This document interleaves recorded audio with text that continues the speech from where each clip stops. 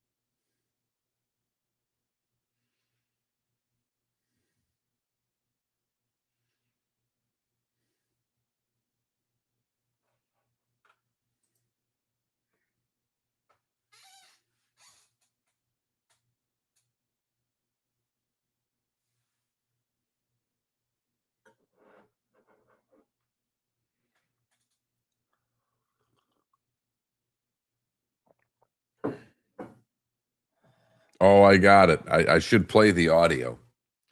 He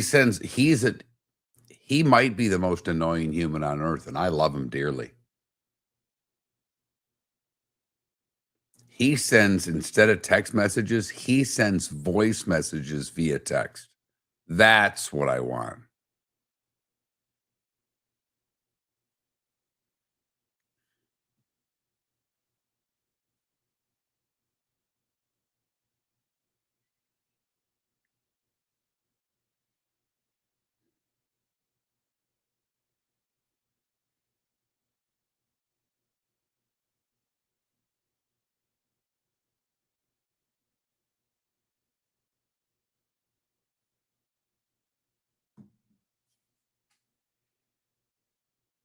They had a NASCAR race? Don't even have it in the starting five, LW. Thanks for that. I'll add it. Don't even have it. Don't even recognize it.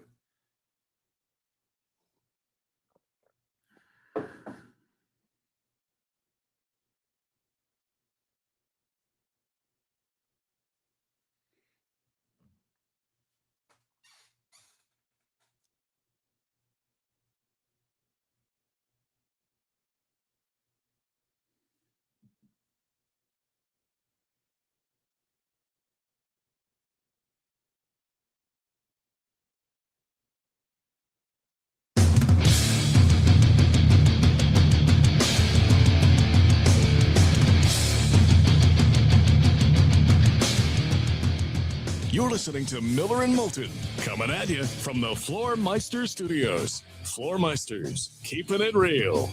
And now, here's Mark Miller and David Moulton. Top of the morning to you, everybody. Miller and Moulton, millerandmoulton.com. Thank you so much for listening. First off, I just want to say thank you so much for all the kind words on Friday. It was a lot of fun for David and I. As everybody knows, David and I are both battling cancer, but David is a much tougher battle right now than I am, quite frankly. There's no two ways about it. He talked about it on air. He is off for some medical things both today and tomorrow. He tells me he'll be back Wednesday. I am operating under the impression that David does the show when David tells me he's going to do the show. Now, I had originally lined up Trent to help out today, but Trent put his first check in the negative column when I texted him on Friday and said, are you going to be willing to go on Monday? And he didn't respond until yesterday with a no. Would have been fine if he'd have said yes, because Trent had let me know Mondays weren't a problem. Apparently, not every Monday is a problem, but this Monday is. So that's all right.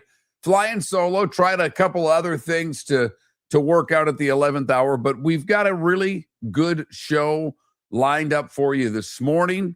We will talk with David Bearman in the 7 o'clock hour. He used to work with PFN. He now does betting with Bearman. It's a great site. We'll get into a little football gambling, some futures that he's high on, where there's value, things of that nature, and talk about some over-unders and the rest of it in the football world with David. At 8 o'clock this morning, well, we will go to Philadelphia. Our friend Rob Ellis joins the show. Anything happen in Philly over the weekend? I don't know. Anything at all? We'll get into that. 8:38, we'll check in with the Gators. Graham Hall, terrific reporter who covers the Florida Gators, will join us. And then we'll talk some Carolina Panthers. Not only are they already in camp, they've lost a starter for the season, and the NFLPA is looking into it. Mike Solarte, my old friend, will join us from Charlotte at 9 a.m. this morning. So we're loaded up with guests, magic numbers.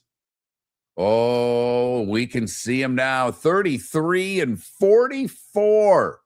33 days until the start of the college football season. 44 days until the first kickoff in the National Football League. This is getting to the point where we almost need a long segment to go through the players who wore certain numbers. There will be more really good days than days you're going, who the hell's that? On the show.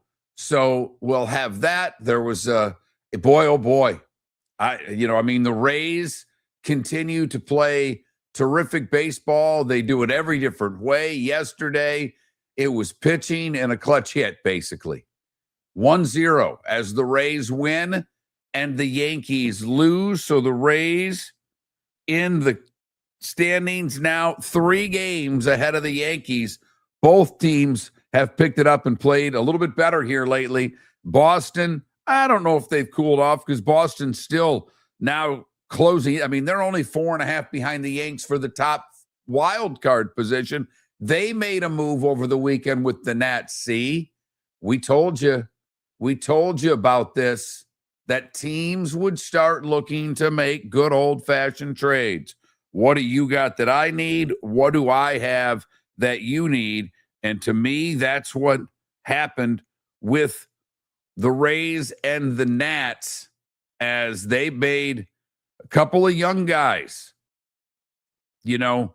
The GM going for it in Boston, at least, I don't think going for it might be too strong, but moving a couple of players, one on each side, a pitcher for a hitter. Imagine that. The Nats get an arm, the Red Sox get a bat. We'll see what that is. On the other side of things, it was 2 weeks ago that we told you the Marlins should probably look at being buyers. Well, the Marlins have reached a franchise high in the worst way possible. The Marlins now have lost 12 in a row. Funny thing is, they're just 2 games below 500. They're in the thick of it, but is this streak emblematic of what the Marlins are heading down the stretch? We want the Rays to be buyers. If you're the Marlins, realistically, should you be buyers? The National League has turned a little bit into the AL. There's only 9 teams that are above 500. The Padres are a 10th that are at 500. So the Diamondbacks have the last wild card spot. The Pirates and Nats are a game back. The Cardinals are a game and a half back. The Padres 2 and the Marlins 3. Hell, even the Reds, after winning a series over the weekend, are only 5 back. They're 6 games below the Mendoza line. But what do you do if you're one of those franchises? I am just baffled as to what's going on in Major League Baseball front offices, what they think of themselves for the rest of the season, and how important is it to certain teams to make the playoffs. To me, for the Marlins, anytime you're given the opportunity to make the postseason, I think you should go all in. I understand you've got the Dodgers, the Phillies, the Cubs, the Brewers. There are a lot of good teams. The Braves, left them out, that you're going to be playing with in this postseason. I mean, right now you look at the 5 teams. The Brewers aren't big spenders, but the Dodgers, Braves, Cubs, and Phillies, big spenders. Everybody else that's fighting for a playoff spot, maybe with the exception of the Padres, does not spend a whole hell of a lot of money. Diamondbacks aren't big spenders. Pirates aren't big spenders. Nats right now are not big spenders. The Cardinals, they've scuffled. So if you're scuffling, you would think, hey, I got to go get a guy. I've got to get better. But the catcher there in Oakland, he got hurt, so he's out as far as the trade, done for the season more than likely. That means the Twins catcher, who's been talked about being on the block, is available. And at the same time, if you're the Minnesota Twins, unless you're getting something that you desperately need, and the Twins do need pitching, don't kid yourself. So, I mean, they have given up 533 runs. I believe that's the most in the American League. So they need arms. So maybe a catcher for an arm makes sense. Maybe calling Tampa makes sense. I'm not sure. But good old-fashioned horse trades to me have to happen. But, with only 6 teams over 500, you've got 8 teams over 500 in the NL, 6 teams in the AL. The Twins are a game below, the Mariners 2, Astros 3, Orioles 4, Tigers 6, and the Tigers are only 3.5 back. What are they going to do? They lost a series to Kansas City by giving up a late lead. They could use an arm at the back of the bullpen. But do you make this run if you're Detroit and keep Skubal? Rumors are the Dodgers are paying more attention with what's going on with Ohtani. Now, he's already thrown off of the mound. So do they need to pick up a pitcher? But they've got the farm club and they've got players that they could make this an attractive offer for the Detroit Tigers. Who's a seller? Who's a buyer? 1 week left till the trade deadline, and so many teams technically think they're in it. The most interesting one that's not in it is the LA Angels. Basically, their GM was on an interview and said it's time to blow this thing up. What does that mean? By the way, Trout had a 4-hit game yesterday. Oh, boy. So a lot to be said and done this week in Major League Baseball. NFL training camps will all be open by the end of the week. So you can start paying attention to camp battles and, unfortunately, to the most important thing that happens in training camp, injuries. We'll talk with Mike Solarte, his team that he covers, the Carolina Panthers, the one that won the division that the Tampa Bay Bucks are in. They're already in camp because they've got the Hall of Fame game with Arizona. Arizona paid their quarterback over the weekend. So a lot going on, but the biggest news, probably LeBron James. And I know all of you are not NBA fans, and I know all of you are not LeBron fans. But LeBron picked the team that I believe and have believed throughout this gave him the best chance to win a title. And oh boy, does that get people riled up. The memes, the videos, the things on social media already were hysterical. Philadelphia, they seem to be the opposite of the city that a LeBron James plays for. Philadelphia, they talk about their toughness as a fan base. They got a guy who can play tough, but also in his latter years has learned the European flop as well as any of them. But now he's one of theirs. He spurned Miami and Cleveland and Golden State and his buddy Steph Curry to go play in Philadelphia.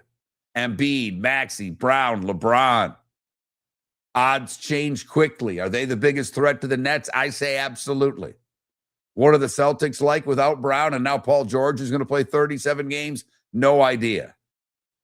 The Pistons had the best record in the East last year, but fizzled out in the playoffs, and they've lost a couple of players.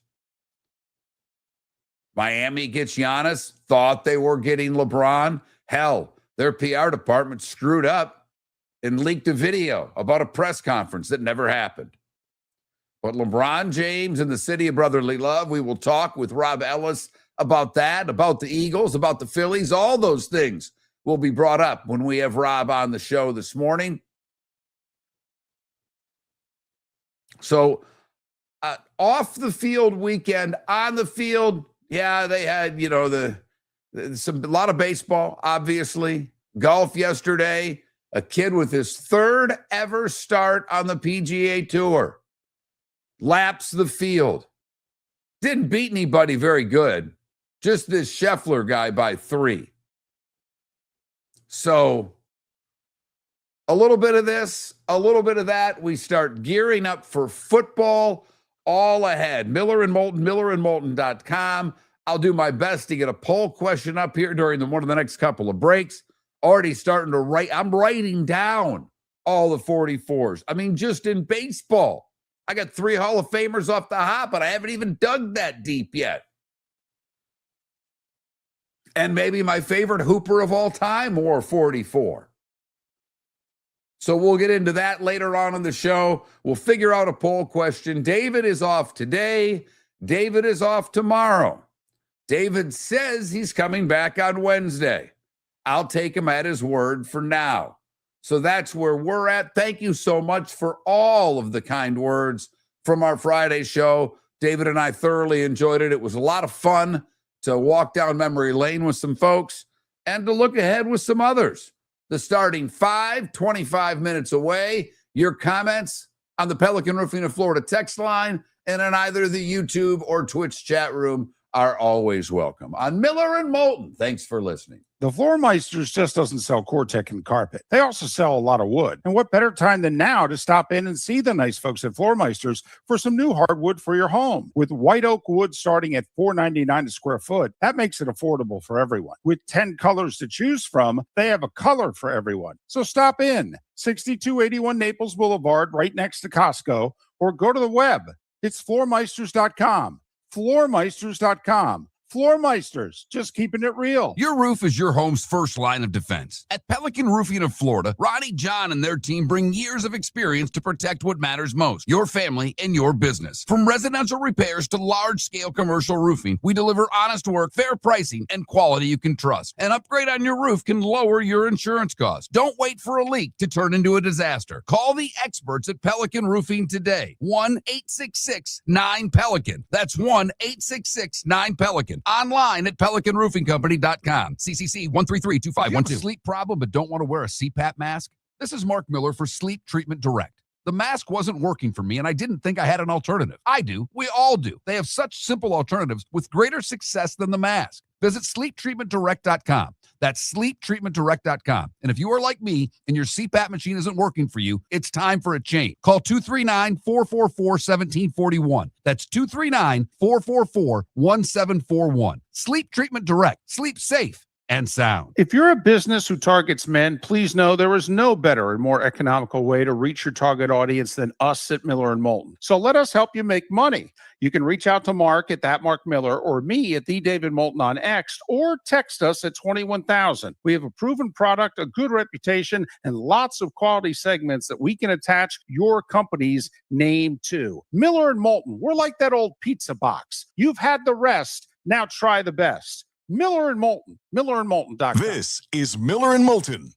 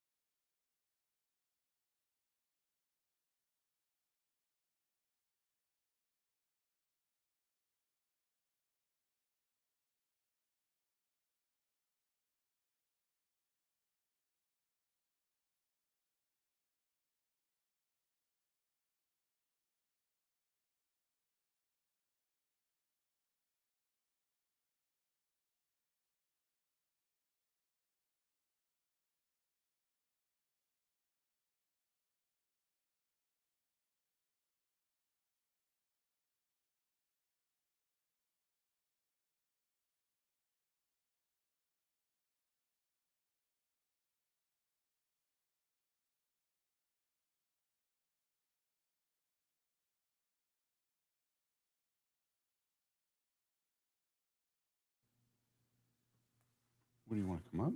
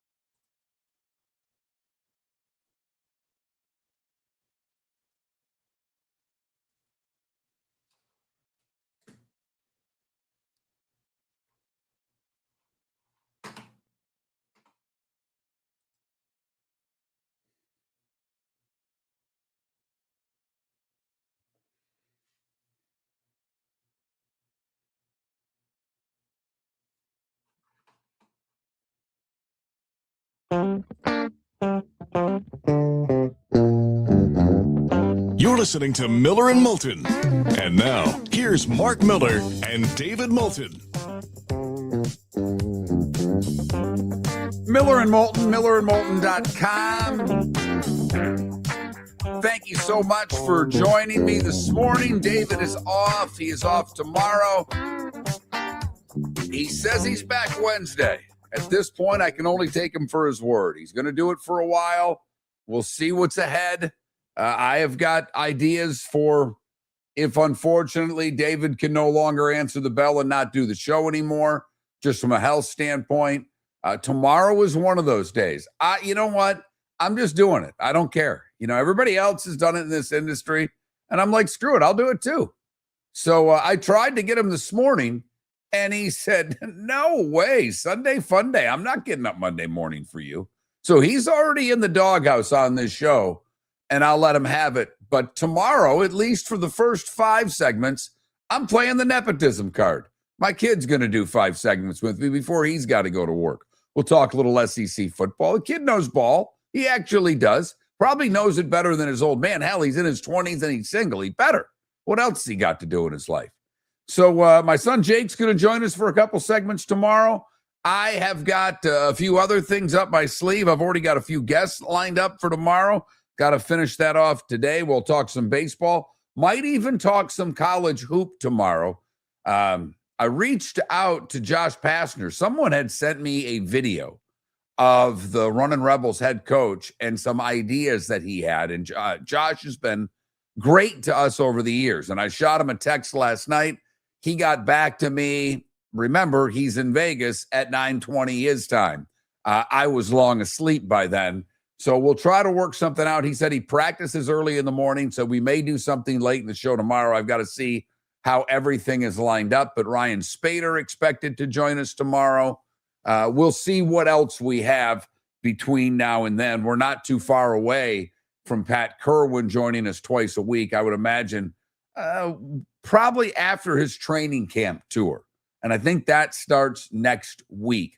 So we will get going football-wise with that. It is 2 days today that I don't think could be any further apart. I love the national holidays. I've gotten to where they made me laugh, and now they made me cringe a little bit because there's too many of them. But today is National Scotch Day and National Chicken Finger Day. most of you would think by now most of you have passed the chicken finger point in your life, but I don't know. Ask a pub sub, anybody rolling through Publix, getting their chicken fingers chopped up, putting buffalo sauce on them, slapping it between two pieces of bread, and they're the happiest guy in the world. So I don't know if you're done with your chicken finger thing. I look at that. It's kind of like damn near ketchup on a hot dog. You pass a certain age, you give chicken fingers up. But I could be on an island there. I can't tell you the last time that I've ordered one. I can say I've taken one from my daughter in the last few years. So I'm not going to do this long, but I just found this funny, so I thought I would share. I go to church nearly every week. Because of my cancer, I had gotten out of it for quite a while because I can't be around crowds. Well, I've done enough going to the grocery store, going to the restaurants, playing golf with friends that my wife has kind of hammered down on me. You going to church? I'm not supposed to, honey. Doctor said that only lasts so long.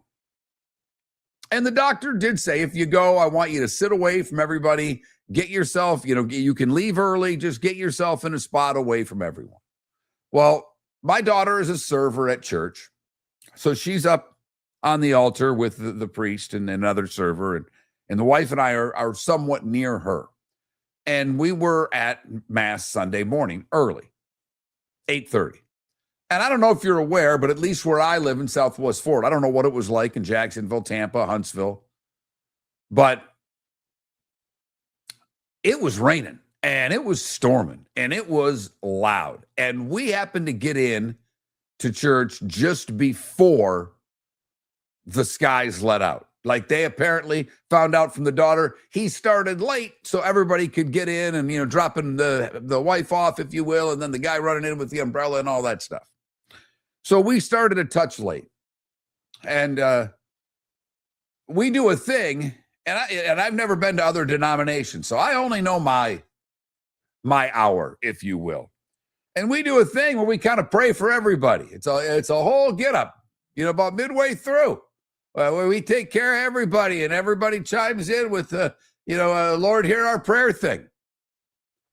And there's usually 5 or 6 things that we give it up for. Then not only do we have 5 or 6 things, we get to do what we want. We get a little silent time to ask the big guy or gal what it is we want. Well, the lady who's up doing the prayers there, she gets through her first one. And, it's the same stuff. We're praying for world leaders to make good decisions. We're praying for first responders, all good things, praying for the needy. I mean, there's never really a bad thing that we're praying for.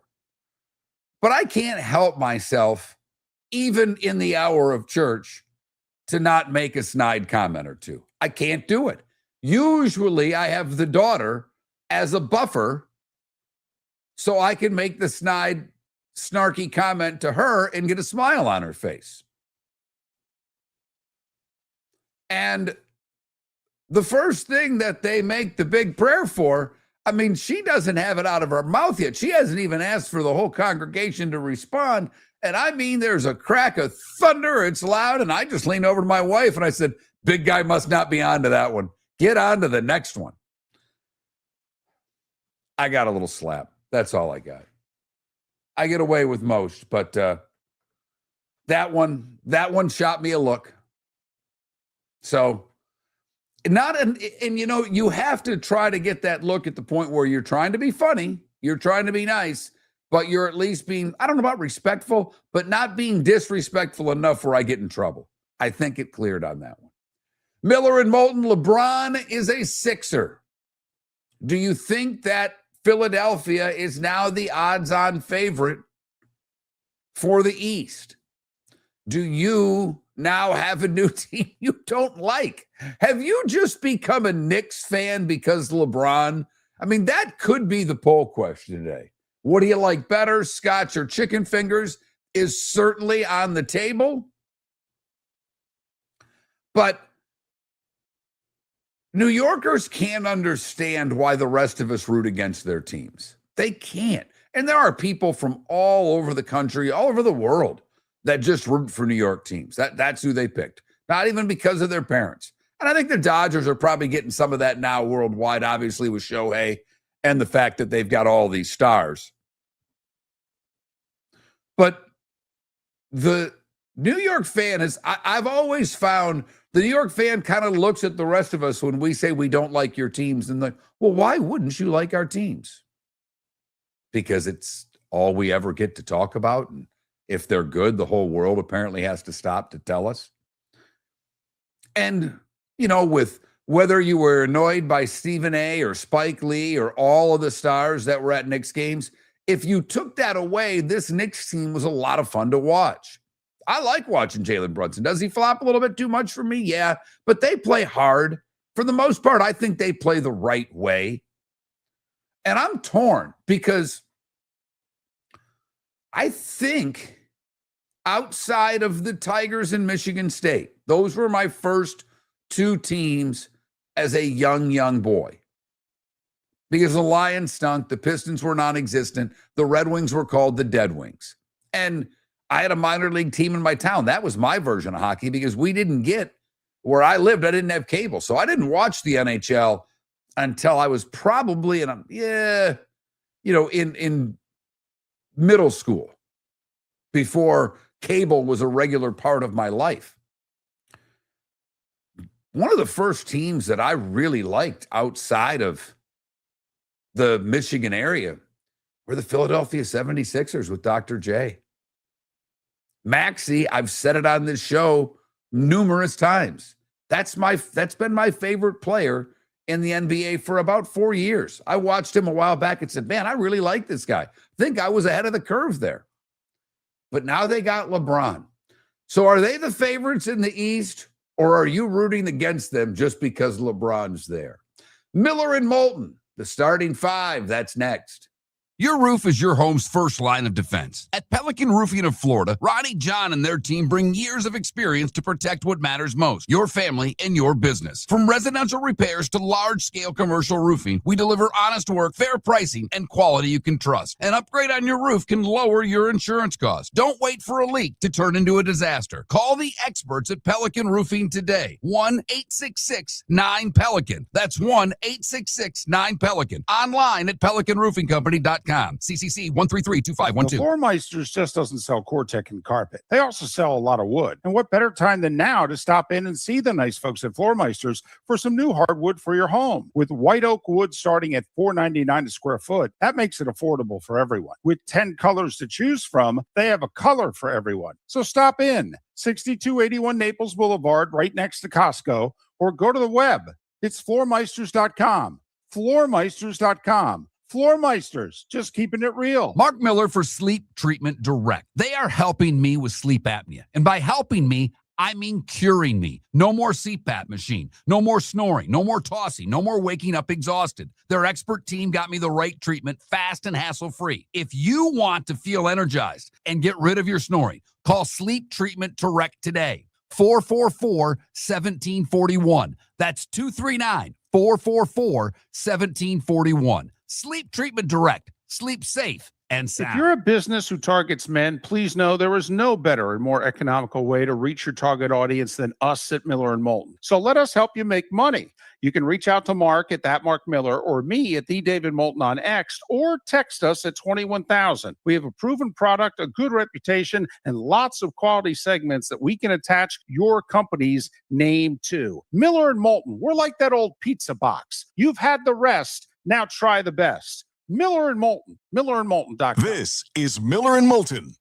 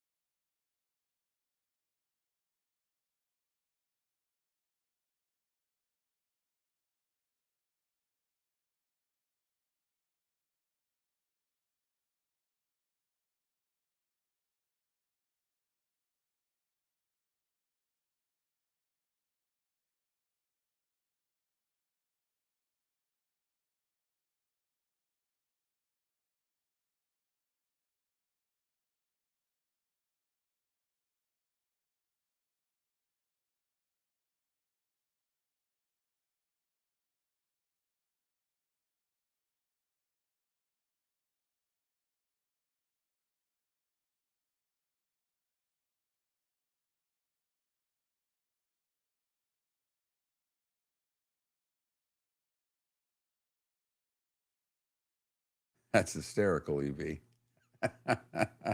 You have to understand my wife kills dogs for a living, so I find dead dog humor funny. God, that's awful. I just said that.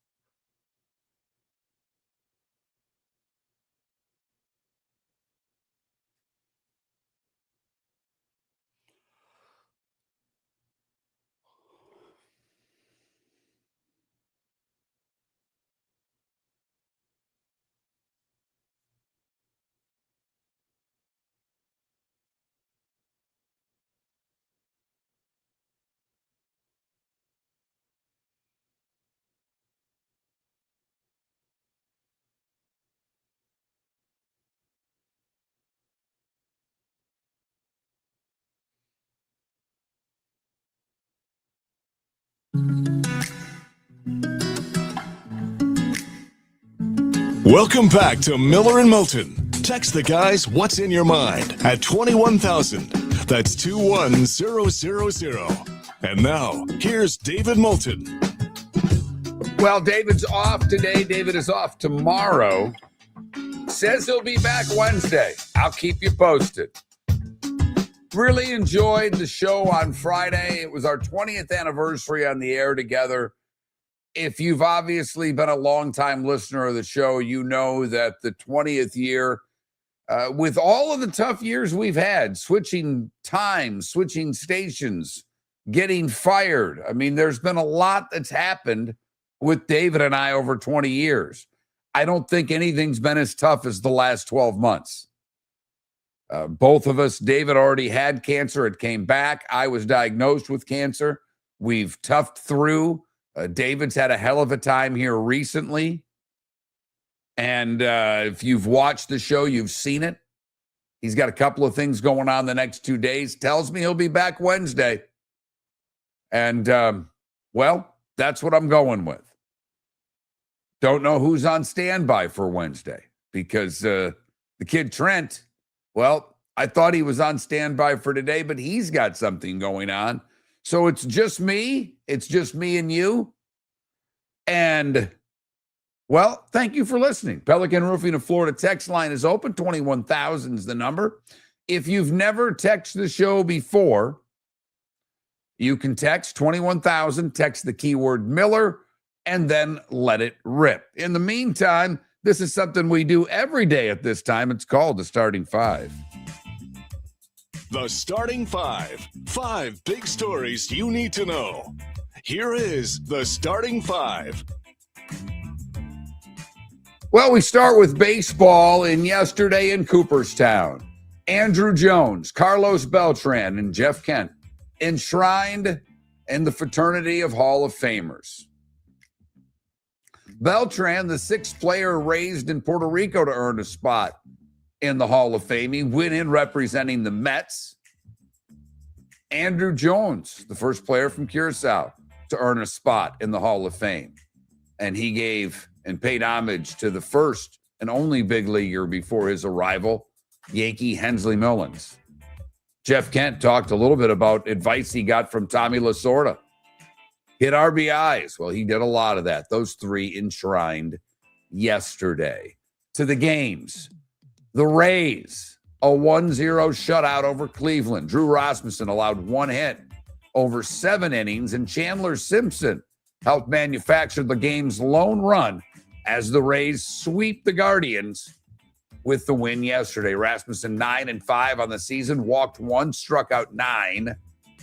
Garrett Clevenger pitched a scoreless 8th, and Brian Baker worked around a 2-out walk in the 9th for his 28th save. Simpson had 2 hits. They've won 6 of 7 and have the best record in the American League at 62-43. Cleveland was held to just 1 hit, lost its 5th straight as the Guardians were shut out for the 2nd consecutive game in the 8th time this season. San Diego, a 5-3 win over the Marlins. Manny Machado Jackie Merrill homered in a 4-run eighth to help the Padres rally for the win on Sunday afternoon and extend the Miami Marlins losing streak to a franchise record 12 straight games.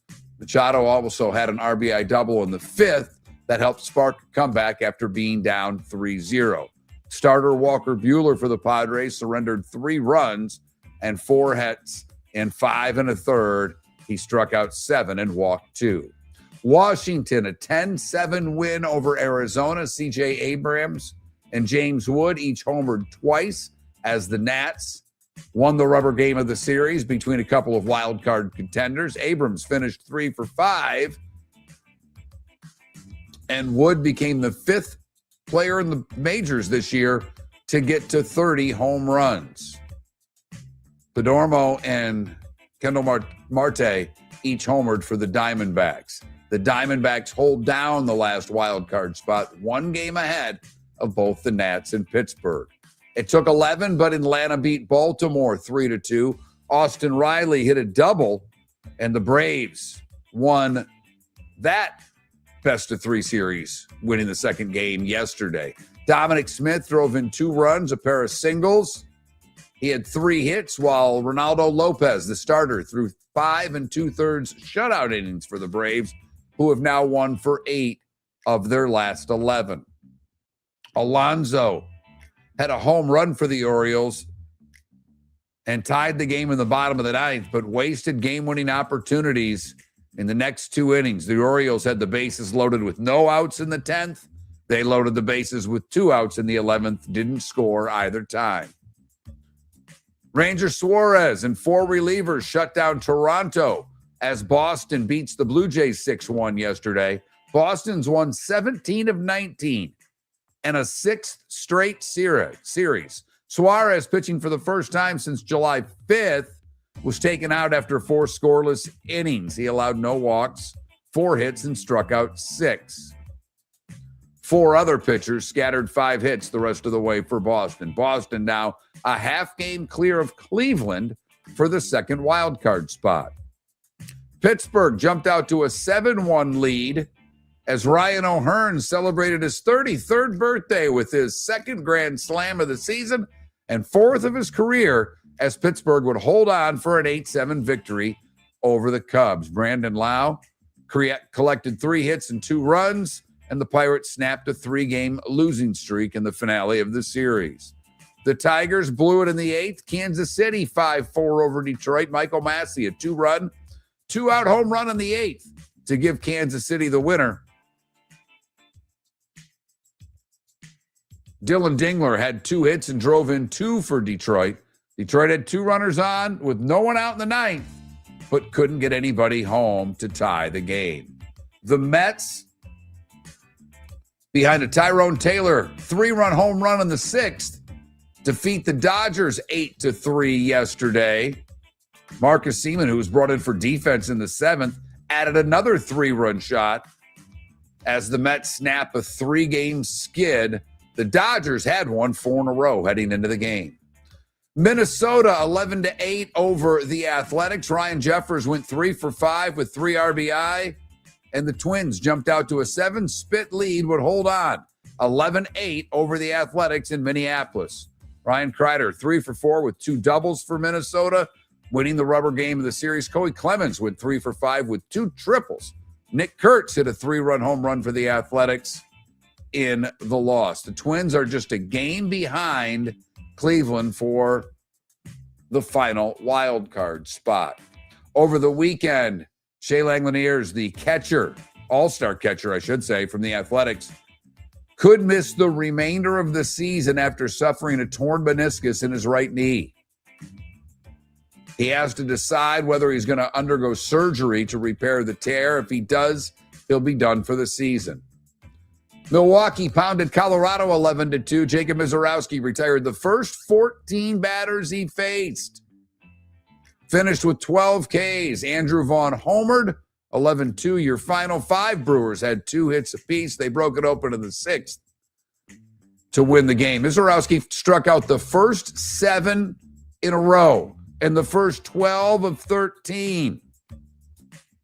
An opposite field home run ended his bid for a perfect game, if you will, in the 5th. White Sox, 12-3 over Houston. Miguel Vargas hit a go-ahead 2-run home run in the 6th.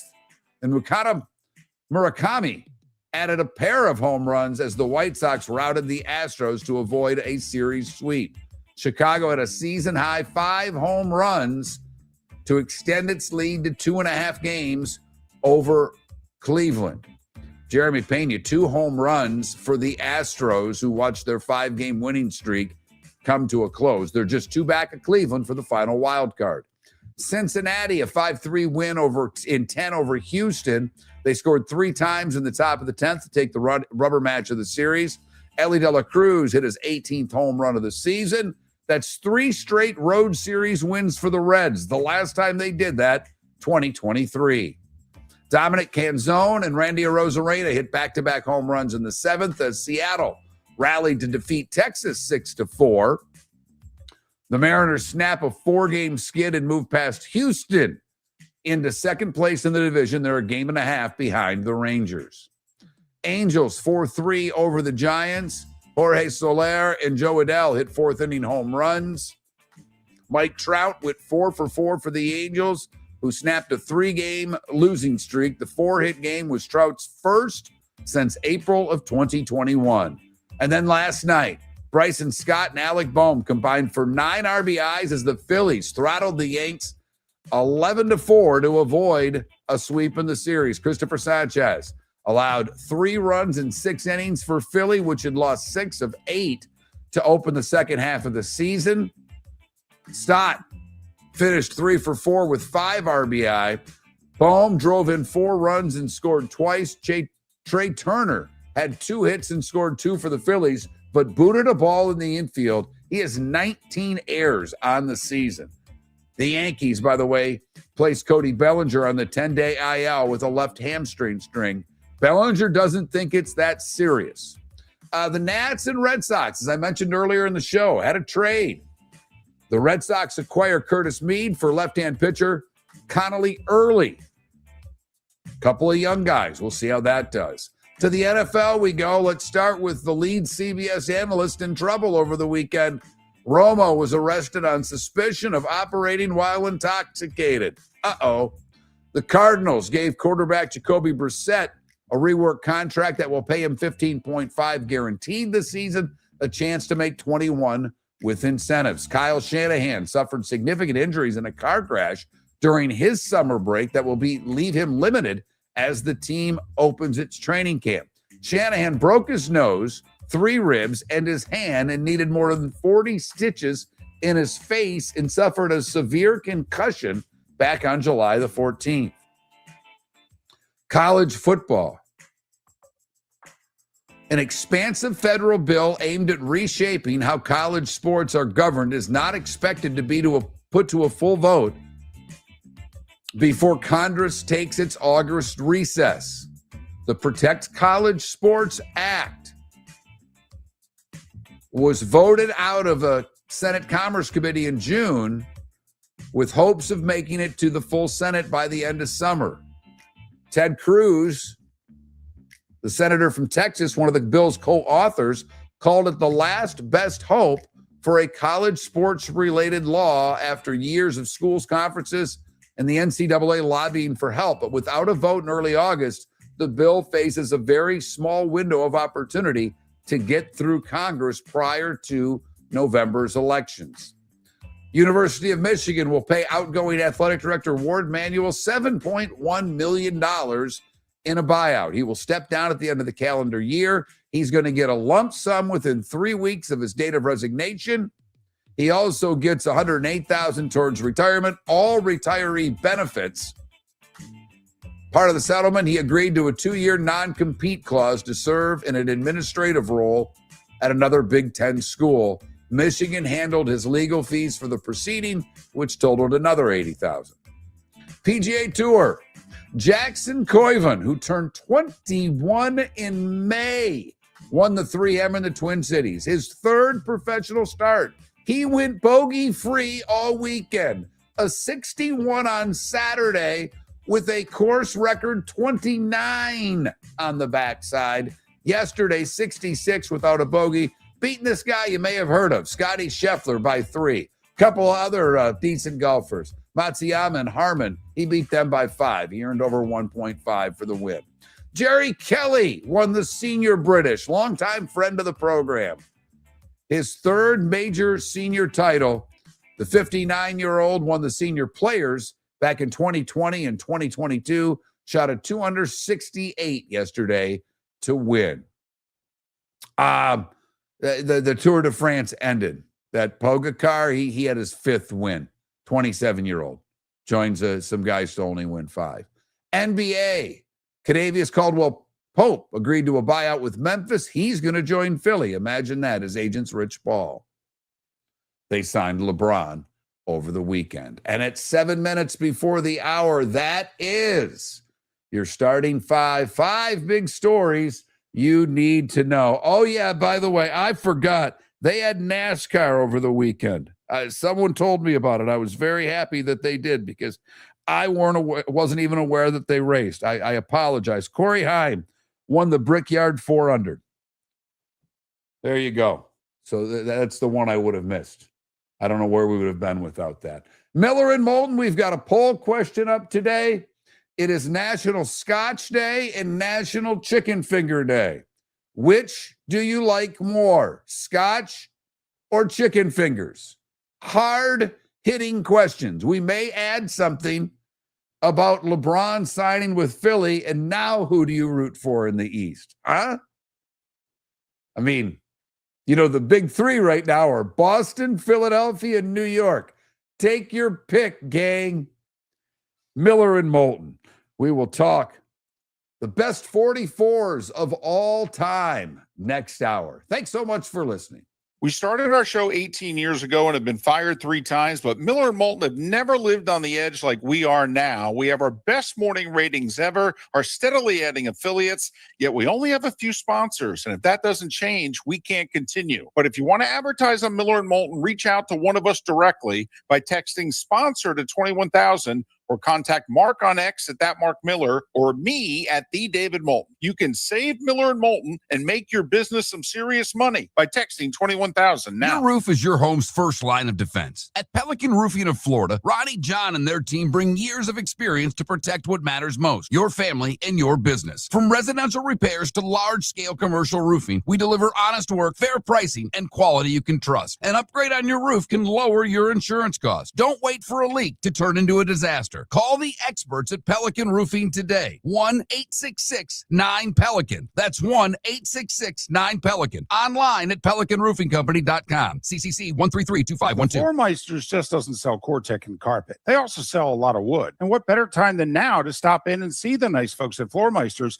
for some new hardwood for your home. With white oak wood starting at $4.99 a square foot, that makes it affordable for everyone. With 10 colors to choose from, they have a color for everyone. So stop in. 6281 Naples Boulevard, right next to Costco, or go to the web.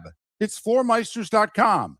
Floormeisters.com. Floormeisters, just keeping it real. The Cape Coral Police Department is growing, and they want you to be a part of it. They're hiring new officers. Starting pay is between $74,000 and $90,000, depending on your experience. And with a $10,000 hiring bonus, you could be making $100,000. Enjoy paid holidays, off-duty details, plenty of OT opportunities. They're also hiring dispatchers and professional staff. So go to capecops.com. Capecops.com. Be brave, be best, be Cape. Mark Miller for Sleep Treatment Direct. They are helping me with sleep apnea. And by helping me, I mean curing me. No more CPAP machine. No more snoring. No more tossing. No more waking up exhausted. Their expert team got me the right treatment, fast and hassle-free. If you want to feel energized and get rid of your snoring, call Sleep Treatment Direct today. 444-1741. That's 239-444-1741. Sleep Treatment Direct. Sleep safe and sound. If you're a business who targets men, please know there is no better and more economical way to reach your target audience than us at Miller & Moulton. So let us help you make money. You can reach out to Mark at that Mark Miller or me at the David Moulton on X, or text us at 21,000. We have a proven product, a good reputation, and lots of quality segments that we can attach your company's name to. Miller & Moulton, we're like that old pizza box. You've had the rest, now try the best. Miller & Moulton, millerandmoulton.com. This is Miller and Moulton.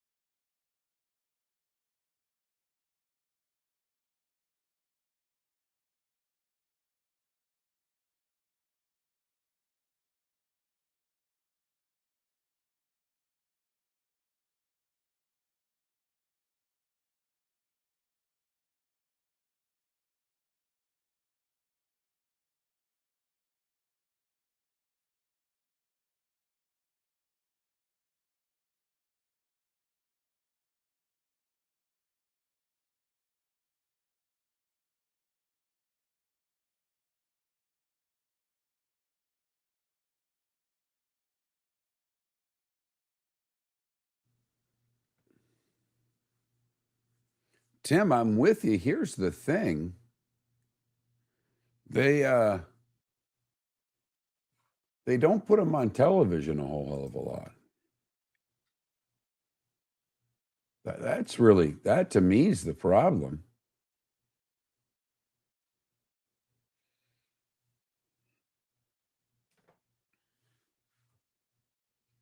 I mean, the Brewers never really get the national spot, and they should more with him on the mound. That's a guy you want to put on TV. He is special. I concur with all of you.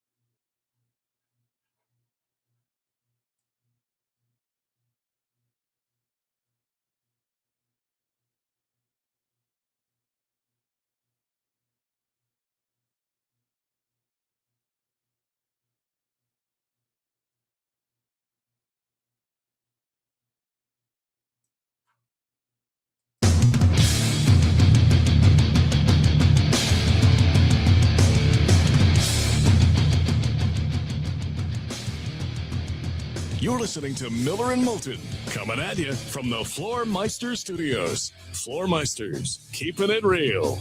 And now, here's Mark Miller and David Moulton. Miller and Moulton, millerandmoulton.com.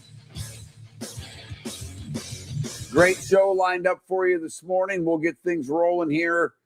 Bottom of the hour, David Bearman will join us to talk a little betting, a little football, good stuff like that. Rob Ellis talks some Philadelphia sports. They signed this basketball player over the weekend, Graham Hall. We'll start getting into the Gators. I want to see what he's hearing about this offensive line. Skill guys, good. Defense, I think, pretty good. But the interior of the line, particularly on offense, and obviously quarterback play, I think that goes without saying. We don't know what we're going to get. Either one of these quarterbacks, and John Summerall doesn't know either. He doesn't know who's starting. So I think a lot up there for discussion with the Gators. And then Mike Solarte, an old friend of mine, covers Carolina sports, and we'll get into the Carolina Panthers. They opened their camp. But who doesn't love a good list, huh? So the folks at College Football News, decent website, not a great website, but they put some stuff up. And I went through it, and I don't think they're far off. They've got the hardest college football schedules in the country list. And the team that's at number one is the team with probably more expectations and lack of delivery in a while than anyone. The Texas Longhorns. I mean, to me, you tell me who has more pressure on them heading into the season. If I were to say the Texas Longhorns have the most pressure on them, who would you come back at me with? And look it, there are teams, like South Carolina, Beamer's on the hot seat. I get it. But first off, nationally, the Gamecocks don't matter. There's a lot of first-year coaches. Yeah, you could argue that Lane has pressure on him, but if Lane doesn't make the playoff, people will be upset, no doubt, because I think that they could. But I don't believe that there's a team, coach, quarterback, program that have more pressure on them than the Texas Longhorns. And Texas, coming off a 9-3 season in which Sarkisian complained about the schedule and we should have made it and all these things. Off season, throwing some daggers across the street to Lubbock, saying we could be undefeated with their schedule with our backups. So let's dive in to what they think, and this is College Football News, is the toughest schedule in the country, the Texas Longhorns. By the way, I don't think that they're wrong.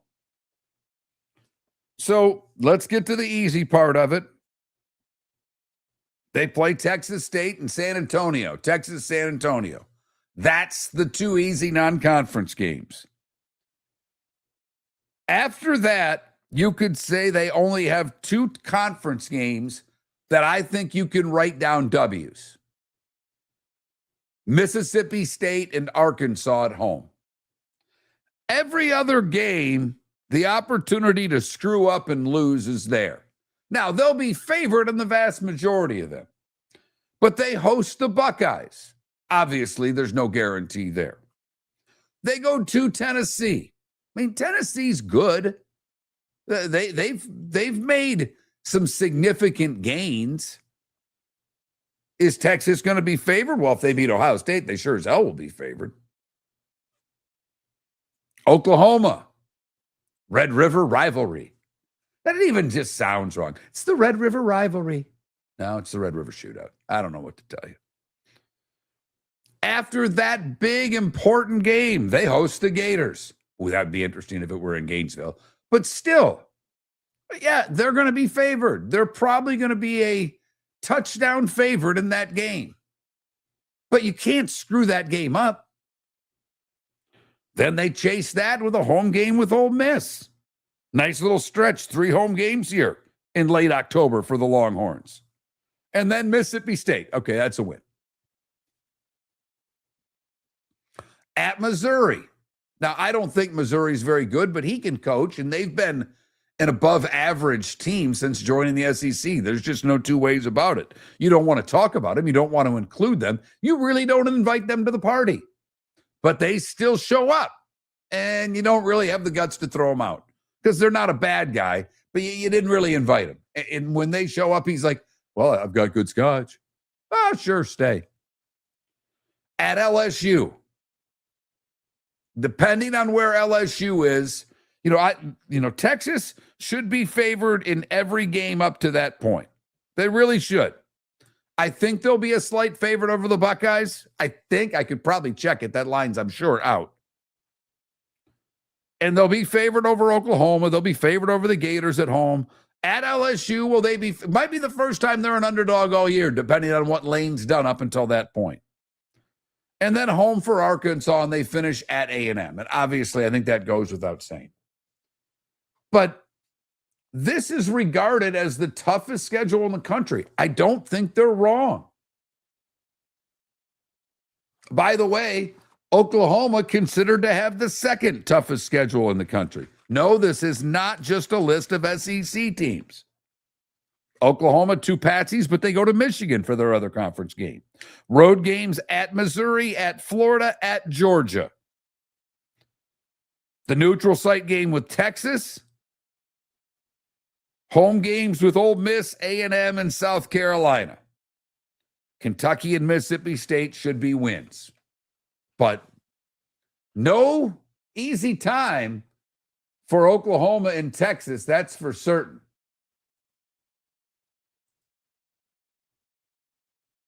But that's just 2 of what they consider to be some of the hardest schedules in the country this year in college football. Now, the next 2 don't matter. They're bad teams. Alabama is considered the 5th toughest schedule. I've thought Alabama could be sneaky. I'm like the only one that thinks that about the Crimson Tide. Non-conference schedule, not good. That's not their fault. They played Florida State, and Florida State has let them down. But Georgia, Tennessee, A&M, LSU, and Auburn all on the schedule. I don't think that's as tough as they do. Missouri in the top 10. Michigan in the top 10. Michigan's got this is the hard part for the Maize and Blue. Obviously, they've got a few hires to make upstairs, but Michigan, the Oklahoma, now they get most of them at home, but Michigan plays Iowa, Penn State, Oklahoma, Indiana, all at home. They get Sparty. It's a rivalry game. They should throttle Sparty, but they play at Oregon, at Ohio State. I think that's the toughest schedule in the Big Ten. So, but Oklahoma and Texas, 2 of the toughest schedules in the country.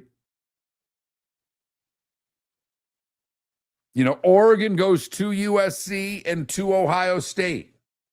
Don't know what Illinois has. It doesn't look to be as much as it was last year. So to me, those are some of the teams that, you're looking at Texas. And I think Texas at the top, I think it's terrible to say natty or bust for a team, but don't you think for Texas to have a successful season, they need to have a bye and they need to win a game in the playoff to even consider this being a successful season? After that, I think all bets are off. You don't know who you're going to play. You don't know what you're going to get. But for everybody that's knocked Arch Manning, if you go back and look at his final 6 games, he and they figured it out. Now, all the talk in the offseason is not only Arch better, but he's more of a leader than he was a year ago. But that's a coach and a quarterback that I don't think that you can find a team with more pressure on him. I don't think that you can. I think the Buckeyes might be next. I do. but they've got a recent natty. What, I mean, they're obviously both loaded with talent. They both spend the most money. But in Texas's case, it hasn't brought them. They didn't make the playoffs a year ago. So if you're the Longhorns and just make the playoffs, is that enough? To most fan bases, it would be. But if you're one of the teams that get a bye and lose, then that's a disappointing year. And Arch Manning, well, if he's the guy that's going to be, the first overall draft pick, well, then it's not just about getting to the playoff. It's proving in the postseason that you're the guy. So coach, quarterback, roster, money that they spend, I think Texas has the most pressure on them. And there are people in the sports world and the college football world that think that they have the toughest schedule in the country. I've had a little fun with the poll question today. I probably should go, if you have to pick one, who do you want to win the Eastern Conference, the Sixers with LeBron or the New York Knicks? But I don't know if I can do that. It's the doldrums of summer. We're at that time of the year where we're a week away from the trade deadline in baseball. And baseball guys are like, why don't you talk about us? I gave baseball a good run. We'll give it some more tomorrow. I've already got Ryan Spader lined up. And, well, I just couldn't be that harsh. So what do you like more? It's National Chicken Finger Day. It's National Scotch Day. The vote close early on. Chicken Fingers winning clearly at that Mark Miller and Miller_Moulton on X. You guys in the YouTube and the Twitch chat rooms, well, you're drunks. God bless you. Scotch winning. David Bearman will join us in about 25 minutes time. Rob Ellis to talk Philly sports in about 45 minutes. Graham Hall, bottom of the 8 o'clock hour. Mike Solarte at 9 o'clock to talk Carolina Panthers. Miller and Moulton, poll question is up. Text line is open. We'll talk about the best 44s to ever play. That's next. The Floormeisters just doesn't sell Cortec and carpet. They also sell a lot of wood. And what better time than now to stop in and see the nice folks at Floormeisters for some new hardwood for your home. With white oak wood starting at $4.99 a square foot, that makes it affordable for everyone. With 10 colors to choose from, they have a color for everyone. So stop in. 6281 Naples Boulevard, right next to Costco, or go to the web. It's floormeisters.com. Floormeisters.com. Floormeisters, just keeping it real. Your roof is your home's first line of defense. At Pelican Roofing of Florida, Ronnie John and their team bring years of experience to protect what matters most, your family and your business. From residential repairs to large-scale commercial roofing, we deliver honest work, fair pricing, and quality you can trust. An upgrade on your roof can lower your insurance costs. Don't wait for a leak to turn into a disaster. Call the experts at Pelican Roofing today. 1-866-9-PELICAN. That's 1-866-9-PELICAN. Online at PelicanRoofingCompany.com. CCC 1332512. The Cape Coral Police Department is growing, and they want you to be a part of it. They're hiring new officers. Starting pay is between $74,000 and $90,000, depending on your experience. And with a $10,000 hiring bonus, you could be making $100,000. Enjoy paid holidays, off-duty details, plenty of OT opportunities. They're also hiring dispatchers and professional staff. So go to CapeCops.com. CapeCops.com. Be brave, be best, be Cape. Buying or selling a home? Put a local expert to work for you. I'm Mark Miller, and I believe real estate is about more than transactions. It's about helping people make the right move. From pricing your home to negotiating the best deal, I'll be with you every step of the way. Call or text me today, 239-425-5582. That's 239-425-5582. Experience, local knowledge, and the best personal service. That's the difference. This is Miller and Moulton.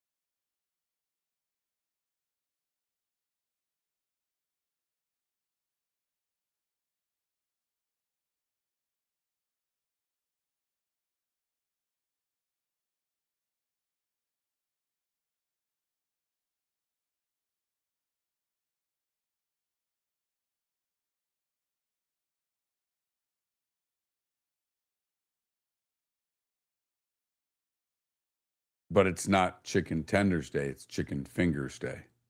I only can go by what's on the list. And chicken tenders, chicken fingers, really? Does that sound more adult, Tim? Fantastic.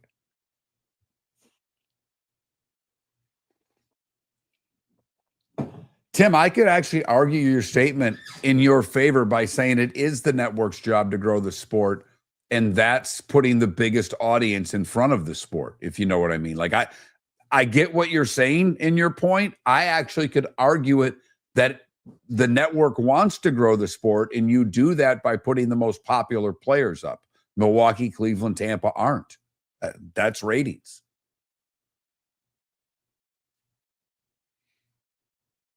And you're not wrong in what you're saying, because it's baseball's job to market their stars. It's what basketball did 40 years ago, and baseball has refused to do.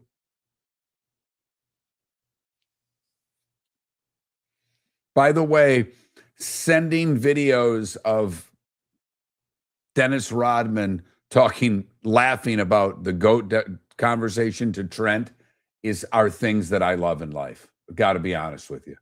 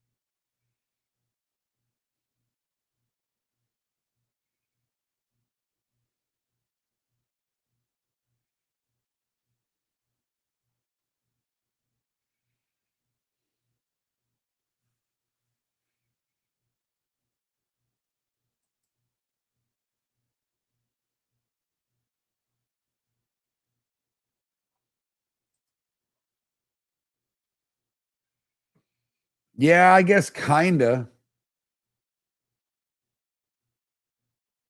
But that was that really, I mean, Drew Theron, I know what you're saying, but was that really a player, or was it hitting home runs was big? Because they had pitchers in that ad. I mean, I remember those ads, that it wasn't like, it wasn't 30 seconds of showing MJ, if you know what I mean.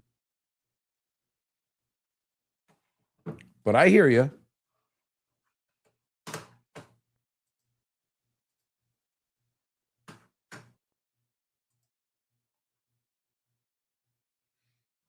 And again, I'm not here to say anybody's wrong. I'm just offering my take on what you're saying.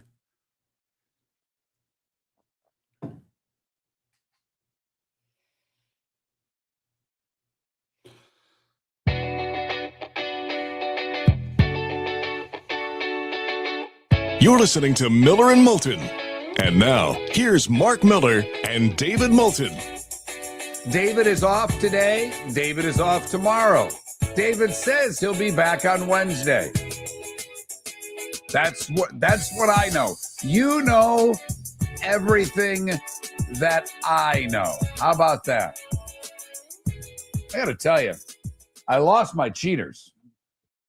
And the wife found them this morning under the couch. She does a workout every morning in the living room on some video. And she walked up with my regular cheaters, and I'd been wearing a pair I found in a drawer. There, I feel a lot better now. I mean, these glare in the camera. I might have to go with the other ones now that I look at it. There's less glare with these ones that make me look 147 years old, as opposed to the ones that make me look 87 years old. So I don't know what to do there. All right, magic numbers today: 33 and 44. 33 days away from week 0. Are you excited? Is that going to, I was playing golf on Saturday. A buddy of mine, Gino from Boston, who I actually, if I have to fly solo for a while, I am trying to convince Gino from Boston. I may have to tape it on Monday nights, because Tuesday going forward is going to be an interesting day. If Trent can help out in and around David's health problems, Trent cannot do Tuesday. Like that's he's an executive. I think we've talked about this. So Tuesdays, I'm kind of trying to figure out a way at least to get to football season, and maybe even in football season, to bring a couple of things to the show that'll be fun, to be a little lighthearted, also do some sports. And my buddy Gino, I don't know many people that know more about sports than him, but he's as Boston gets. There is no more Boston than Gino. But I talked to him on Saturday, and I said, Gino from Boston might be a good segment, and he's toying with it. I think I want to tape it only because I'm afraid he's going to let the expletives fly, and that gives me some time to put some bleeps in there. But we are 33 and 44 days away from college football. Gino was just chomping at the bit to get to any game. And then told me it's week 1, it says on my phone. Week 1, even though it's week 0. North Carolina, TCU, North Carolina State, and Virginia. Florida State plays New Mexico State, rather, and Memphis and UNLV. There's not a lot of meat on the bone for week 0, but it's football. And I've just been told by whether it's Gino or you guys, I just need football. 44 days away from the start of the NFL season, and that gets us to the little fun job we've had of giving you the best 44s. Football does not have them when it comes to this number. I've got 4 names for you. 1, I do not remember at all. 2, I only remember as a coach, not a player. But Leroy Kelly wore 44 for the Cleveland Browns. He's apparently in the Hall of Fame. Dick LeBeau wore 44. We remember him as a coordinator. The 3 I remember as players, I'll start with Floyd Little for the Broncos. I'll go to Chuck Foreman with the Vikings. But in football, to me, it starts and ends with one John Riggins. Hall of Famer, Super Bowl champ, Super Bowl MVP. I don't think hardly any of us can forget the dominant performance he had in that Super Bowl. I mean, just trucking people. But baseball's probably the sport that has the best 44. So we'll save that until last. Hockey, you've got one really good player. One pretty fun guy on social, too. Chris Pronger does a lot of good stuff out there for hockey. Guy I'd like to get on the show, to be brutally honest with you. Chris Pronger was a 44. He was a beast. He destroyed people. Panther fans might remember Rob Niedermeyer, but you weren't really going to games when he played. And Todd Bertuzzi, I loved him as a wing, dirty. And one of the cheaper hits in hockey history, but Bert was tough. Good player. I've got 4 to give you in basketball, and I'm probably missing some here. I might have gone through the NBA list a little more quickly than I should have. I'll start with Dan Issel, going ABA and NBA there. But then the next 3, I think, are all basketball royalty. Now, Pete Maravich didn't wear it for his entire career in the pros. He wore it in Atlanta, wore it for a year in New Orleans, then went to 7 and wore it at the end. But Pistol Pete, the logo, Jerry West, that's your best 44. Unfortunately, he's not my favorite, and that's why I didn't go last. I'm a George Gervin guy. The kid that went to Eastern Michigan and was a great scorer for the San Antonio Spurs. No one made a finger roll look sexier than one George Gervin. But I'm going to save the big 3 in baseball and just give you some really damn good ones. How about Roy Oswalt wore 44? Jake Peavy wore 44. Rizzo wore it with the Cubbies. I'll get to why he didn't wear it later. And Eric Davis from the Reds had one of the prettiest swings that ever played the game. But that leads us to the big three. And I'll start with Reggie Jackson. Obviously wore it in New York. So many big games, so many big home runs. I think he comes in third on the list. Willie McCovey would come in second. Willie McCovey wore it, I believe, for 22 seasons, if I've got that right. That's pretty good longevity and was pretty solid throughout that entire time. With the Giants, Padres, and finished with the Oakland Athletics. But when it comes to 44s in the game of baseball, well, this guy played 22 years too, between Milwaukee and Atlanta, and then back to Milwaukee. Hammer and Hank Aaron. So that's your 44s. You know, I'd like to do a lot of football, and there's no, John Riggins is no slouch. But if I'm ranking 44s, I'm going to Hank. I'm probably putting them in the order of Hank, Jerry West. Boy, this would be hard. Hank, Jerry West. Do you go McCovey next? Do you go George Gervin next? Do you go Chris Pronger next? I mean, this is a pretty good list. So that's your 44s. We're 44 days away from the National Football League season. Patriots and Seahawks kicking it off on a damn Wednesday night. What the heck? So we talked a little college football schedules. We go through your 44s. And now we'll talk David Bearman coming up next to talk some betting. He just launched his Betting with Bearman website 2.0 today. Good newsletter, gives you some great information. He's jumped full on into the betting realm of sports. He will join us next. Looking forward to catching up with him. It's been a while. Rob Ellis coming to us at 8 o'clock. LeBron James, he signed with the Philadelphia 76ers. The Sixers are having a hell of an offseason. I mean, the Sixers are having such a good offseason. We're not even talking about the Eagles yet. And the Phillies have their act together. The Flyers won a round in the playoffs. What the hell is going on with Philadelphia sports? Graham Hall to talk the Gators in a little more than an hour from now. And Mike Solarte will talk the Carolina Panthers at the start of the Pro Hour.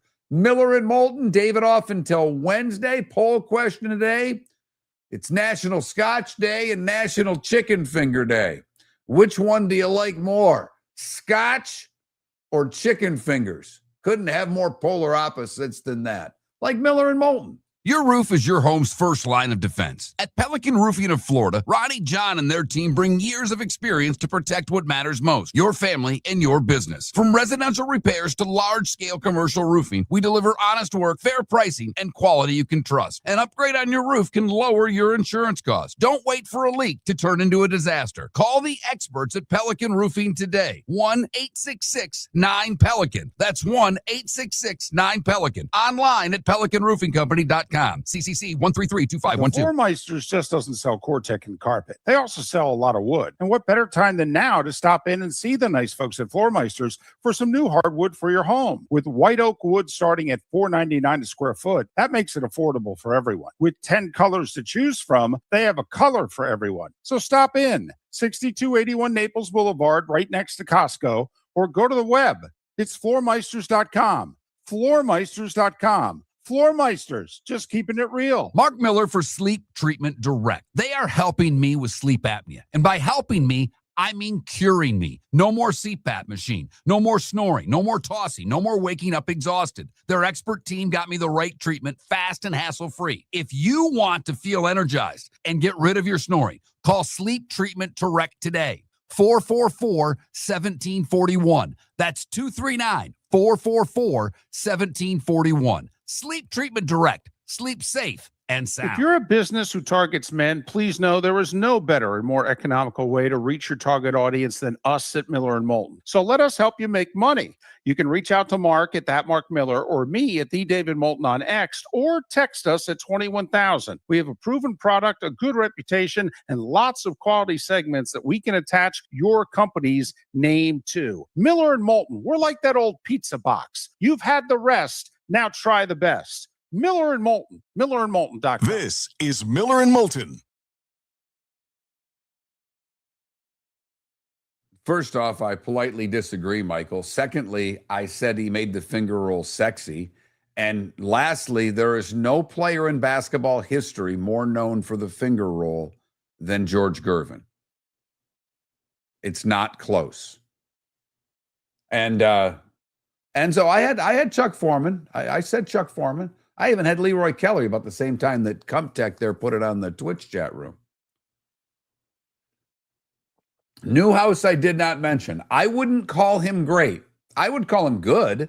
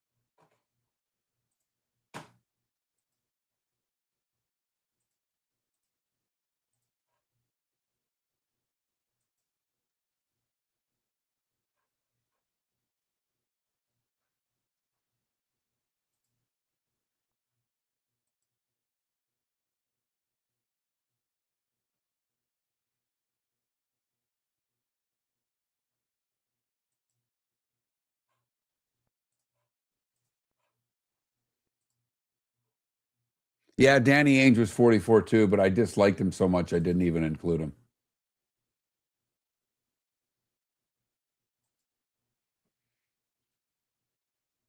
That's called, license when you're the host. But you're right.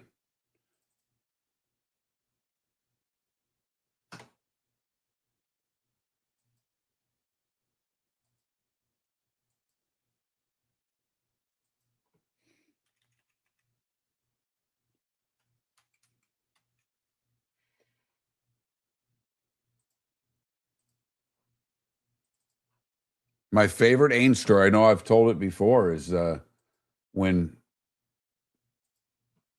Bill Walton's talking about taking all of the Celtics to the Grateful Dead show, and the only one that didn't go was Ainge because his wife wouldn't let him. God, that's funny to me.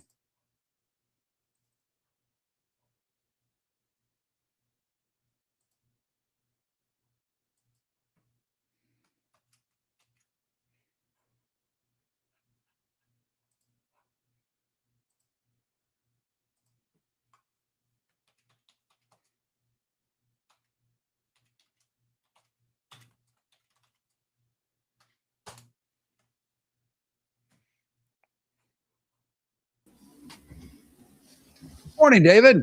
Hey, good morning, Mark. How are you? Oh, can't hear you right now. I don't know what's going on there. You got me? I'm here. I can hear you.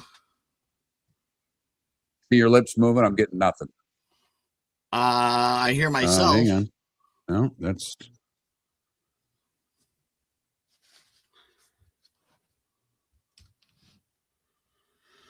Okay, you hear him on the stream, but I don't hear him here. This is really interesting. Is it your headphones? Hang on, this might be on me.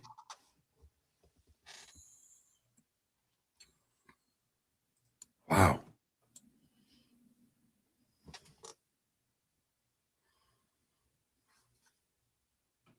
Why am I not hearing this? All right, we restarted the computers. There could be a speaker issue.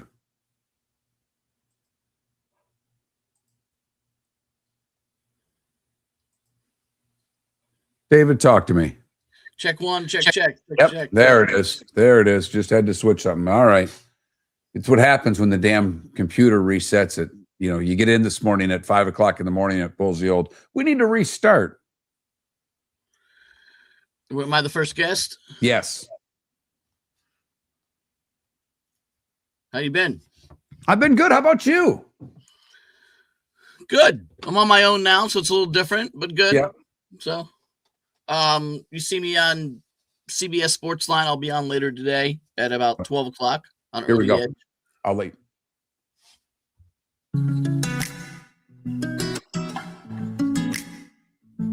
Welcome back to Miller and Moulton. Text the guys what's in your mind at 21,000. That's 21000. And now, here's David Moulton. Well, David, with the day off today and tomorrow, he is expected to be back on Wednesday. We'll keep you posted. Join now on Miller and Moulton, David Bearman. He's been with us for a while, different ventures. He's now out on his own completely. Betting with Bearman is one of the fun ways to follow him. You can follow him on X, simply David Bearman. Bearman is how you spell the last name. David, good morning. How are you? Good. How are you doing, Mark? I'm doing very well. Thanks for doing this. I appreciate it. I'll give you a minute here to kind of update us on what's going on in your world, because you've been you've started a lot of ventures. You were with the mothership for many years. You started Pro Football Network there, and you've had a lot of different ventures, but now on your own. So give us the quick rundown. Absolutely. Yeah, I was with ESPN for 18 years. The last half, I was overseeing their sports betting content, launching Daily Wager and ESPN Chalk. Then I went to Pro Football Network as the chief content officer. Now I'm on my own as of last June, betting with Bearman, as you said. Newsletter, bearmanbets.com. I do it 3 days a week. Bearmanbets.com will get you the newsletter. Actually relaunching it this morning on a new platform. Had been on Beehive for the last about 13 months, but then this last week we decided to move it over. So you'll get a brand new newsletter. It has tons of smart betting content, tricks, tips, etc., giving you the why behind the bets more or less than the picks themselves. There are picks in there, of course, giving you the statistical background as to why we're picking things, etc. Having worked with ESPN and working with the books for a long time, have a different perspective on things. Big statistical background, lots of trends, etc. Also, podcast. Betting with Bearman podcast drops every single Wednesday. In August, we're going to go twice a week. We're going to preview every single NFL division as well as college football. So we'll have plenty of good guests, from Chris Felica to Frank Schwab from Yahoo on there with the Betting with Bearman podcast. You can also see me on CBS Sportsline. I'm a CBS Sportsline analyst as well. We'll be on later today on the Early Edge around noon, and VSiN's every single Tuesday night with the boys at 10:15 Eastern. So you're all over the place, early mornings, middays, late nights. All right. I do want to ask you, because I love to gamble, and I'll be the first one to admit I don't think I'm a great gambler. In fact, my Hard Rock app would probably agree with me, because I've reloaded more than I've had to take money out, and I don't go nuts. I've always told people, hey, you only can bet what you can lose, and there are a lot of very simple rules, but I love it. I'd bet on 2 cockroaches going across the floor if there was an ability to wager on it. With AI, with whether it's ChatGPT or whatever you're using, is the ability to get information easier, or is it now there's so much information? It's why we need guys like you to help us decipher all of the things that are out there. I would be very careful if you're using AI, ChatGPT, etc. for statistical information. You want to use it to format things. Not going to lie, there are times where I will take what I write and put it in there to make sure that it's written correctly and that they want to format it right. If there's grammar mistakes, etc., it's good for that. But I'd be very careful if you use it for statistical information. I've been burned more times than not, so I would not use it for that. I would use guys like me. When you read my newsletter, David, later today, Mark, you're going to see 100% information that I looked up myself. Is the formatting potentially AI? Is the lack of grammar mistakes in there? I'm going to make a grammar mistake if I don't use AI. I'm going to have a typo if I don't use AI. I have a template. So I have my Monday template, Wednesday template, and Friday template, all 3 different newsletters. I use AI to make sure I'm using the right template, make sure I'm not saying Monday instead of Wednesday. You got to use it for that. It's basically a grammar and punctuation check. But for statistical information, you need to go to the human beings. That's not me knocking AI. That's me telling you that it doesn't know what it doesn't know. And there have been plenty of times where I will ask it a question and it'll come back with invalid information. I have databases. I built the database that lives on ESPN right now, and I built a whole bunch of other databases. So if you use my newsletter, just know that you're getting information that was looked up by me myself in databases, from websites, stuff that I use, that I trust, that sometimes I even built myself, that'll give you the information you need to bet on whether you like the cockroach on the left or the cockroach on the right. I'm here to tell you that the guy on the left won X number of times and has this X speed. That's not coming from AI. That's coming from my data. Is it, there was a time, and I think Vegas has gotten much better. I always had my best luck, and it's probably going back, 30 years of betting. I used to do pretty damn well early in college football. The lines weren't big enough. The good teams were destroying these little sisters of the poor games, and they've kind of adjusted. I mean, to see a 50-point line now isn't that unusual if Ohio State's playing New Mexico State or whatever the game may be. I think Vegas has gotten a little sharper at that. Are there advantages between now and we're 33 days away from week 0, 44 days away from the start of the NFL season? Are there things that you can find that maybe are holes in the books between now and the start of the season? There are. It's all into what each team is made of. For years, Alabama would always win those games and win them by a lot. So you would bet on Nick Saban and Alabama in the first half. They would go out and win the first half. They'd go out there and prove a point. They'd be up 42-0 at halftime, and then they would take the foot off the gas in the second half. So the hole was always Alabama early and then the other team late. Georgia, Kirby Smart's just not a guy who runs up the score against the poor teams. He just doesn't do it. So big lines, it's statistically out there that Kirby Smart does not cover huge lines against these smaller teams. That's still a hole out there, although the numbers are getting smaller and smaller.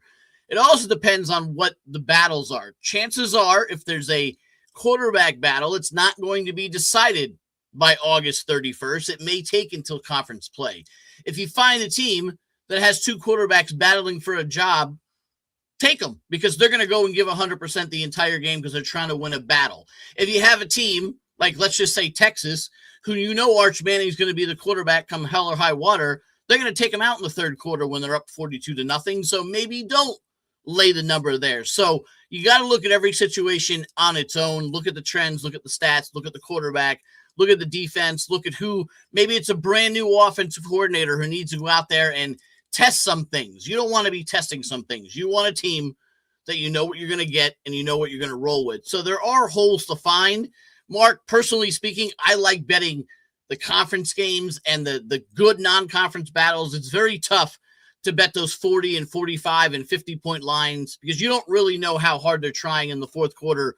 You don't know if Alabama's fourth string is better than New Mexico State's second string and vice versa, because you're studying the starters. You're not necessarily studying the fourth string. And with NIL and where we are now, teams aren't as deep as they once were. That second and third string guy doesn't get as many snaps as he used to, or important ones in practice. And so there are a lot of things that have changed here. When we get to college football, I am curious because I see that Gator banner off in the distance next to that Dolphin banner. We'll leave that one alone for the moment. The Gators are a team, and we're going to talk more Gators in about an hour with Graham Hall. David Bearman joining us on Miller and Moulton here. David, when you look at the Gators this year, I'm fascinated by them because I think the Auburn game is such a huge game for both teams. Two first-year coaches. They go to Auburn. If they win that game, well, then all of a sudden Ole Miss is coming in after the LSU game. Is it a letdown? So their schedule intrigues me. Their team intrigues me. From what I understand, they're pretty good in the skill spots. They got to settle on who the quarterback's going to be, but I worry about their offensive line.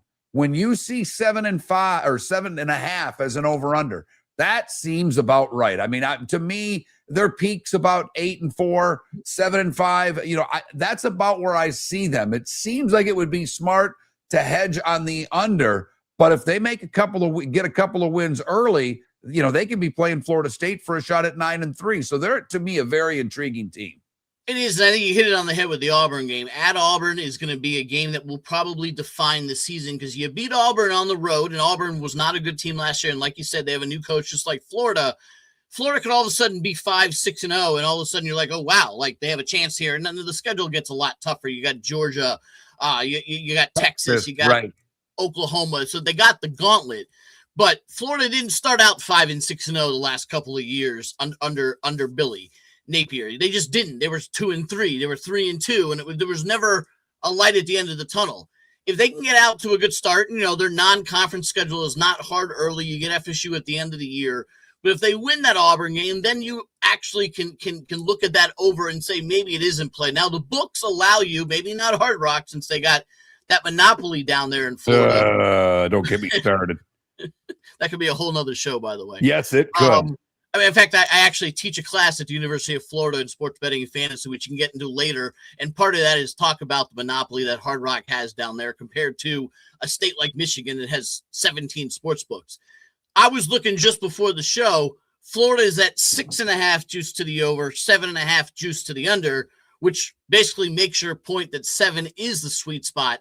I would take the over 6.5, and I would hesitate on the 7.5 to go to 8 because you don't know about that Auburn game. Because if you look at the schedule, FAU, Campbell, Missouri, South Carolina, and Kentucky, that's 5 wins that you should be able to put in that ledger over there.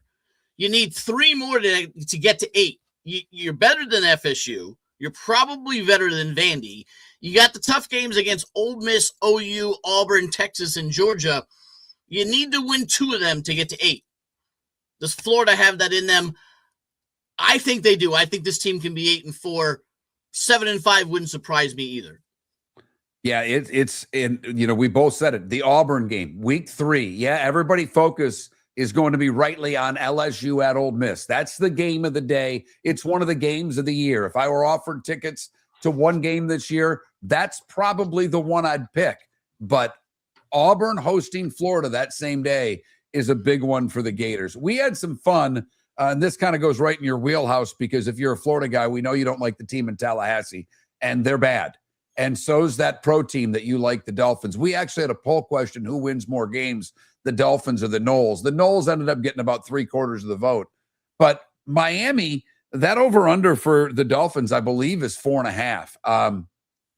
Unders are mean. Unders are a little boring. But do you see 5 wins in the Miami Dolphins schedule this year? I don't, and I was on CBS Sportsline last week breaking down all 4 teams in the AFC East, and at the time, again, you can get over 3.5 juice to -170, or you can have 4.5, which is juice to the under at -140. Again, a brilliant number there. I would take the over 3.5 because I think there are 4 wins there, but I would run to the sports book as fast as possible to bet the under 4.5 because I do not think there are 5 wins on that schedule. They do play the Jets twice. They're at Vegas to start the season, and they got Cincy, Chicago, and the Chargers at home. It's not an easy schedule. It's one of the hardest schedules out in the NFL. They have nobody on offense. You and me are going to line up at wide receiver with Hill and Waddle gone. I do like their new head coach and Jeff Hafley. I like the new regime. I like what they're building. But the fans have to understand they're building for the future. Hafley and Erickson have all said it's not about 2026. It's about 2027 and beyond. And I know in the National Football League, there's not a lot of patience in the front office, and there's not a lot of patience with the fans. But if you're a Dolphins fan, take it on the chin. It's going to be a long season. It's going to be a very long season. I do not see 5 wins on that schedule. I do see 4. So I would bet the over 3.5. It's heavily juiced. But if you're looking at 4.5, I would bet the under. Just like you said, it's not fun. I don't see 5 wins on that schedule. I will stick in that division. I was going to go Florida teams, but since you just broke down the AFC East, I have been pounding the table, and I'll probably end up being wrong. I think the Patriots missed the playoffs. Now, I know they added A.J. Brown, and they should get 4 wins in the division, and that's the hard part there, is when you have the Jets and the Dolphins, that should give you 4. If they split with the Bills, hell, they're halfway to the playoffs right there with 5. But this is not last year's schedule. They had a lot go right with that schedule. I love their over-under at 9.5 because it's another one I think that Vegas has dialed in perfectly. When you broke down that division, where do you see the Patriots this year? I have the Patriots finishing 10-7, and I had the over-under at 10.5, which is what I got at DraftKings and FanDuel. Maybe not Hard Rock. 10.5 was the number at -130, and I went under and a half. You mentioned the schedule. Road games at Seattle, Jacksonville, Buffalo, Chicago, the Chargers, and the Chiefs. Every one of those teams made the playoffs last year except for the Chiefs. And, oh, by the way, they're going to be better this year. They got Patrick Mahomes back. Home games, no picnic. Denver, Minnesota, Buffalo, Detroit, Green Bay, and Pittsburgh. Not an easy schedule. Do I think the Patriots are a good team? Yes. Do I think they're a 14-win team? Absolutely not. Everything went their way last year. They didn't have any major injuries. They had a team nobody expected to win. They caught a lot of people, including the Buffalo Bills, by surprise. They won't be catching anybody by surprise this year. The schedule is one of the hardest in the NFL. They're due for a step back when you just look at turnover luck and you look at injury luck just simply by itself. And, oh, by the way, they've had a distraction or two in the offseason with their head coach, which we don't need to get into, but distractions are distractions for a reason. I think they're good. Adding A.J. Brown, for better or for worse, it should help the offense. Maybe, maybe not. He is A.J. Brown, but he's A.J. Brown. Everything went right last year. Now, do I think they make the playoffs with 10 wins? Probably. I don't think they win the division, and I don't think they get over 10.5 wins to hit the 11. I played them under 10.5. If you're looking at 9.5, that's a little bit different because I think they do win 10 games. It would all depend on the rest of the AFC. I have them as a fringe, probable playoff team. They're still good. They were a team that had the 2 seed last year and then went to the Super Bowl. But this is a very tough schedule for a young team that's dealing with a lot of distractions. He's David Bearman. We're Miller and Moulton. Mark Miller for Sleep Treatment Direct. They are helping me with sleep apnea. And by helping me, I mean curing me. No more CPAP machine. No more snoring. No more tossing. No more waking up exhausted. Their expert team got me the right treatment fast and hassle-free. If you want to feel energized and get rid of your snoring, call Sleep Treatment Direct today. 444-1741. That's 239-444-1741. Sleep Treatment Direct. Sleep safe and sound. The Cape Coral Police Department is growing, and they want you to be a part of it. They're hiring new officers. Starting pay is between $74,000 and $90,000, depending on your experience. And with a $10,000 hiring bonus, you could be making $100,000. Enjoy paid holidays, off-duty details, plenty of OT opportunities. They're also hiring dispatchers and professional staff. So go to capecops.com. capecops.com. Be brave, be best. Be Cape. The Floormeisters just doesn't sell Cortec and carpet. They also sell a lot of wood. And what better time than now to stop in and see the nice folks at Floormeisters for some new hardwood for your home. With white oak wood starting at $4.99 a square foot, that makes it affordable for everyone. With 10 colors to choose from, they have a color for everyone. So stop in. 6281 Naples Boulevard, right next to Costco, or go to the web. It's floormeisters.com. Floormeisters.com. Floormeisters, just keeping it real. Your roof is your home's first line of defense. At Pelican Roofing of Florida, Ronnie John and their team bring years of experience to protect what matters most, your family and your business. From residential repairs to large-scale commercial roofing, we deliver honest work, fair pricing, and quality you can trust. An upgrade on your roof can lower your insurance costs. Don't wait for a leak to turn into a disaster. Call the experts at Pelican Roofing today. 1-866-9-PELICAN. That's 1-866-9-PELICAN. Online at pelicanroofingcompany.com. CCC 1332512. If you're a business who targets men, please know there is no better and more economical way to reach your target audience than us at Miller and Moulton. So let us help you make money. You can reach out to Mark at that Mark Miller or me at the David Moulton on X, or text us at 21,000. We have a proven product, a good reputation, and lots of quality segments that we can attach your company's name to. Miller and Moulton, we're like that old pizza box. You've had the rest. Now try the best. Miller and Moulton, millerandmoulton.com. This is Miller and Moulton.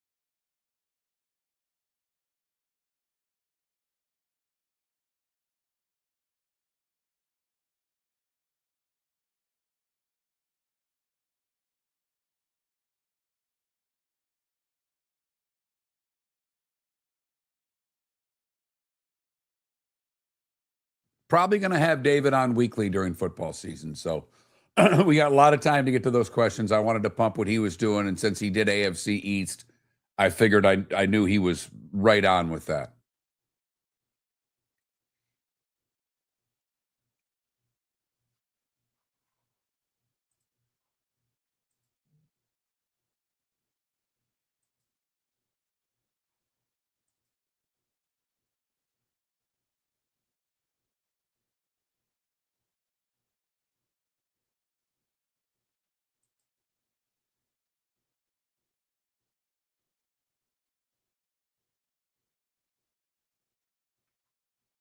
Well, Panda, look at it. I mean, I just gave them 5 division wins. I mean, do you think they're sweeping the Bills? I think that's a tough ask. Hey, Rob. Hey, what's up, Mark? How you doing? I'm doing great, man. How are you? Doing well, thanks. How's everything? How you feeling? I'm feeling good. My co-host, I'm a little worried about his. I'm aware. Yeah. It's he's taking a turn for the worst. He's got some stuff going on today and tomorrow. He says he's working Wednesday, so I just kind of whatever days he tells me he wants to work, he works. Yeah, I'm sure it's good for him. Just that the distraction of it, frankly. Yes, exactly. I'm preaching to the choir, but I'm just saying, yeah. It was for me, but I mean, I've been let's hope everything keeps going this way. I've been incredibly lucky. Good. My journey has not been, I mean, he's in so much pain and crap like that. I never really had to deal with any of that. Yeah. Some scary moments, but no pain, I mean. I know what you mean. Yeah. Yeah. The more of the mental part than the physical part. Yeah. Yeah. God dang, what a time to be doing sports in Philly.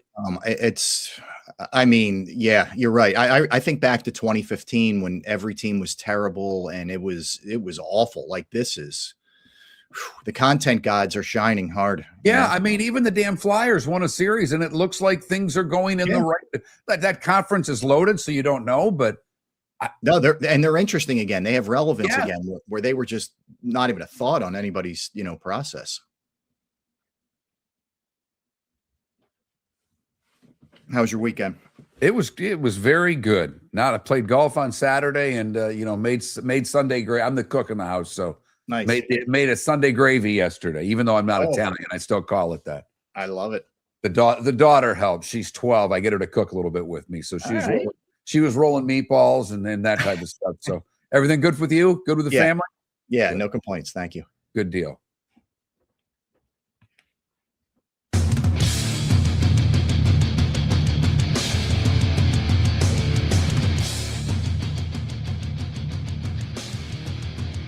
You're listening to Miller and Moulton, coming at you from the Floormeister Studios. Floormeisters, keeping it real. And now, here's Mark Miller and David Moulton.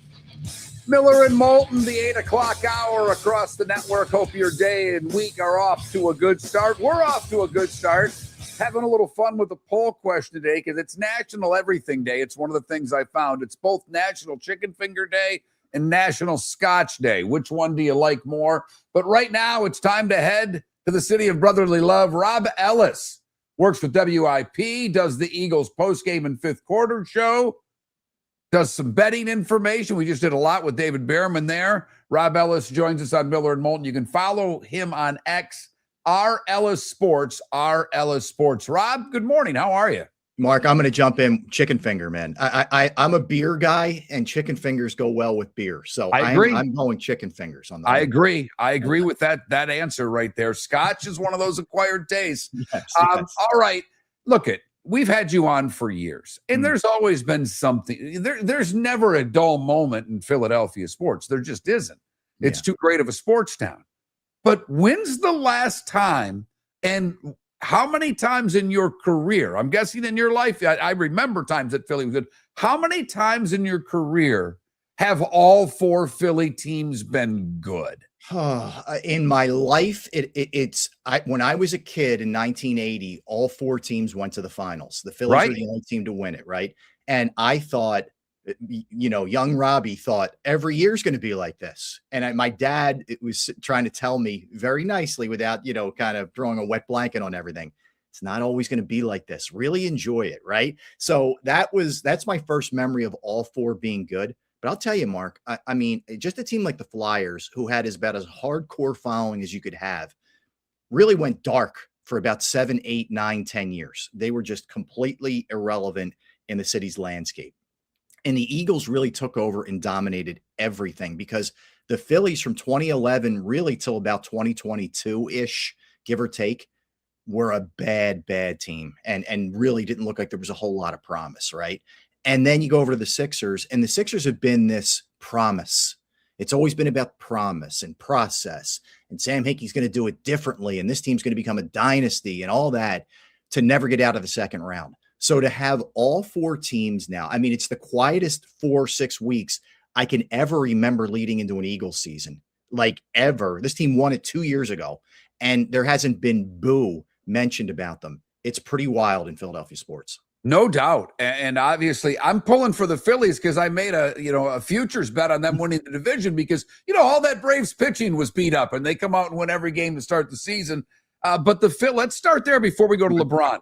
The Phillies have their act together since Madeleine's come on board. They're playing well. They're a wild card team. The trade deadline's a week away. Is there a move? Do they have the ability to make a move? And if so, where do they go? Because it seems like they're hitting the ball pretty well. Is it the back? I mean, is it a bullpen thing? Where is it that they need help? Their starting pitching's terrific. I'm trying to figure out a hole, because this looks like a pretty good team. I mean, the obvious hole is Trey Turner's glove, but that's for another day. I call Turner Edward Scissorhands. I mean, any ball that's hit there, you're in the fetal position. Oh my God. But I would say this, Mark, more than anything else, this is a team, if you get past their top 3, and we saw Sanchez, do his thing last night, right, against the Yankees. But if you get past Wheeler, Sanchez, Luzardo, you fall off a cliff. Aaron Nola is just not the guy that he was. It's unfortunate, but he's just not. And the 5th starter spot has lost 11 straight times for them. Okay. It's been a mess. They really need a back end of the rotation starter. They really do. Now, that said, their bullpen, other than Johan Duran, who's right there with any closer in the game, is also very questionable. So they really need 2 arms, one out of the pen, one as a starter to just sort of stabilize things. You don't need somebody who's great, but it can't be batting practice every 4th and 5th time. And you can't have your bullpen abused when those guys start. So if I had to prioritize this thing, I would go starter, bullpen, and then an outfield bat. They really could use a right-handed bat, because the outfield's been sort of a platoon kind of mess other than Brandon Marsh. Well, the Angels have said they're for sale. I am interested. Is this ever the year that Trout's moved? We talked about this a month ago. I don't know if it'll happen. I don't know if that's really the answer. It seems like there are other things that are more important. It wouldn't hurt, but I don't think it's the answer. I don't, with the Trout thing's always been weird to me. Like, it feels like he doesn't want to leave there. And I give him credit. He's loyal to that organization. They drafted him. There's something to be said for that. But it's like, man, do you want to have a bite at the apple at some point in your baseball life? Because there aren't a whole lot of years left. I don't know that Artie Moreno, the owner, wants to have on his ledger both Ohtani and Trout walking away. That's a weird organization out there, man. I'd probably look elsewhere. Yeah, it really is. All right. LeBron's a Sixer. I mean, they already got Jaylen Brown, and we were already thinking, hey, this team's on their way.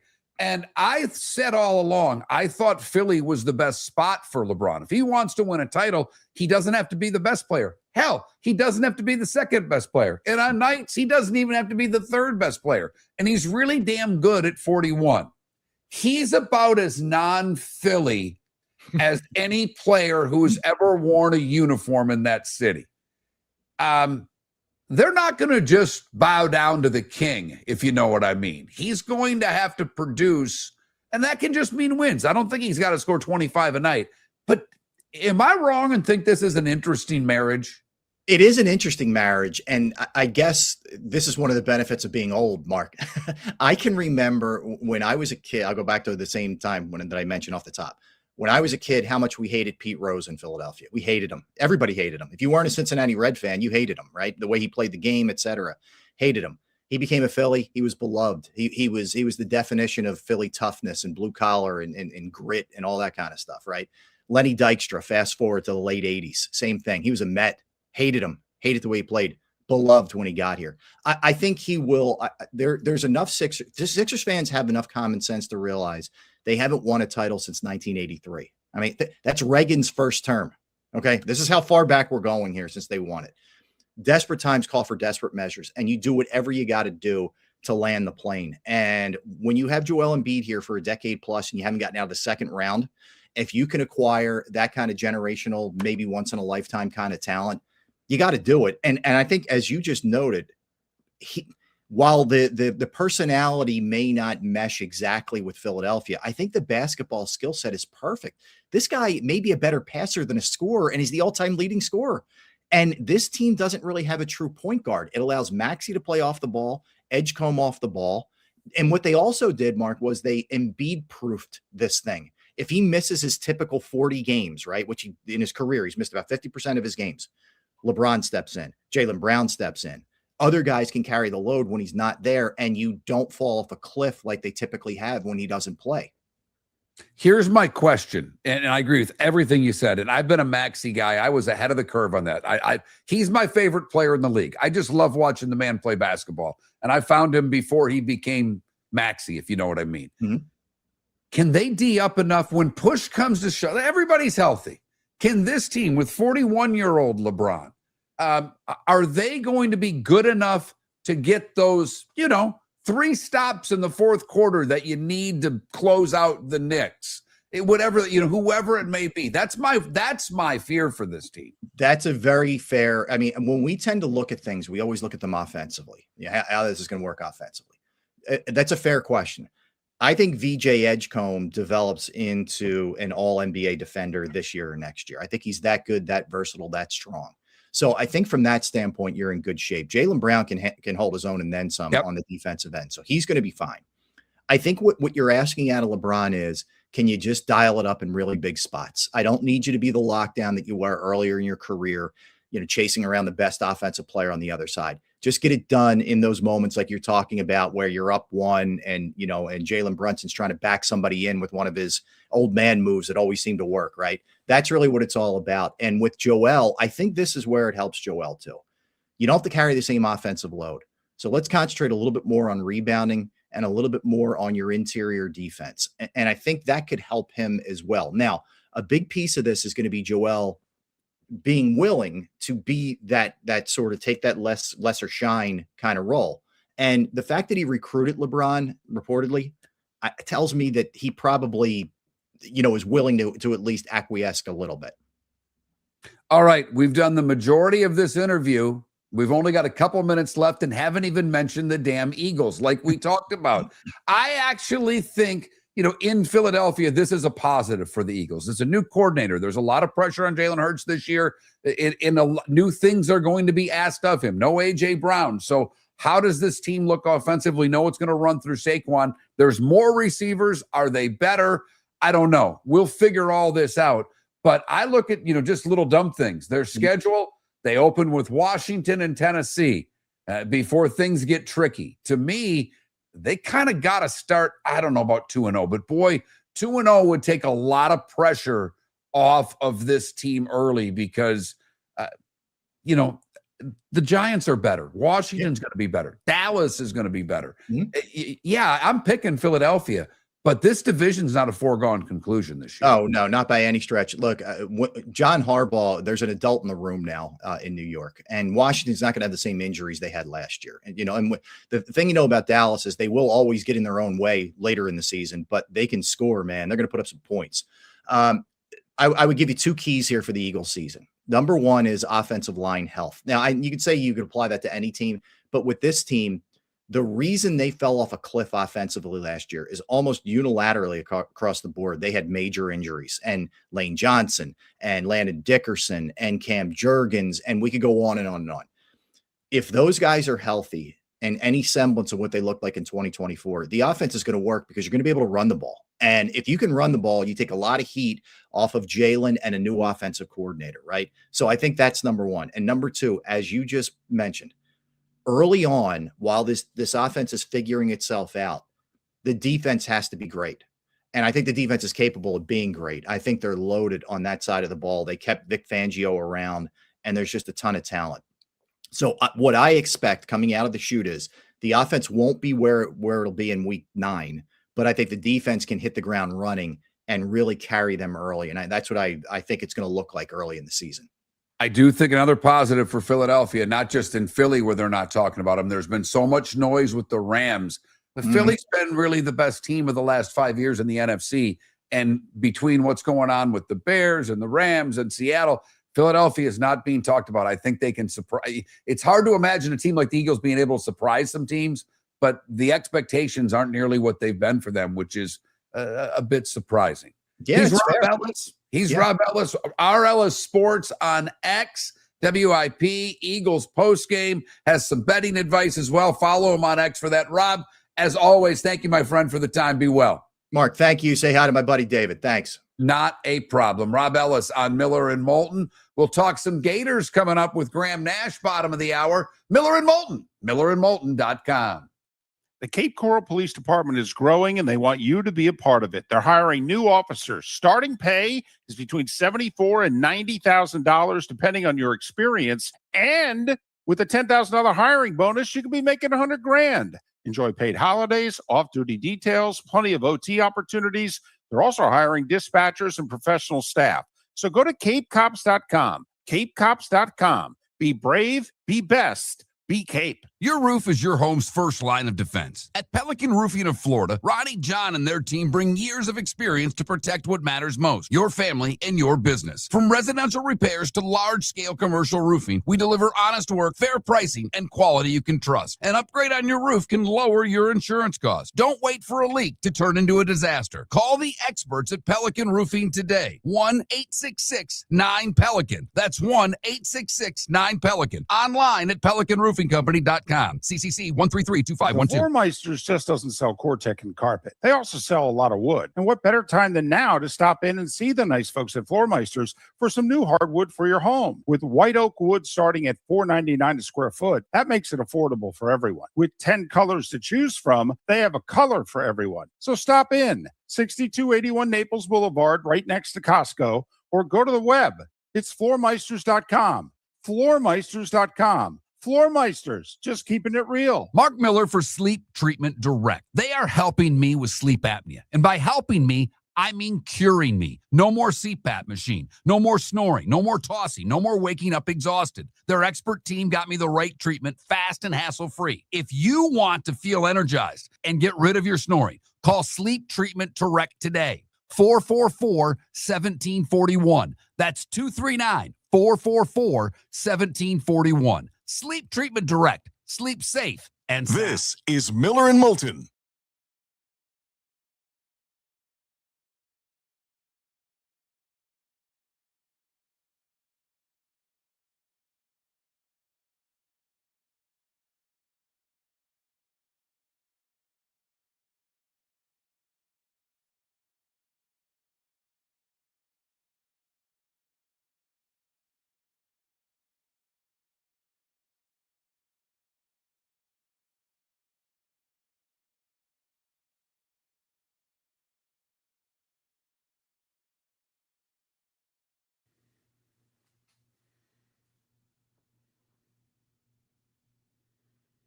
Just getting started, Javier. Just getting started. Two more good ones. Going Gators today, Javier.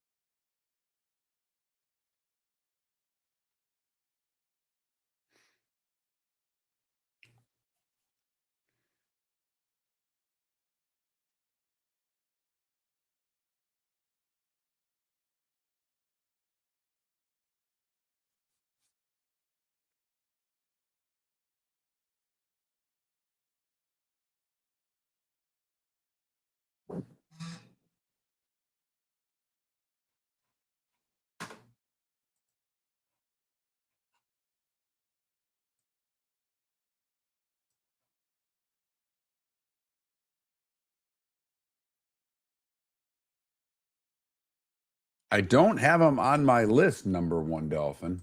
Let me look this up, because when you said that, I thought you were right. But let's just see here. 40.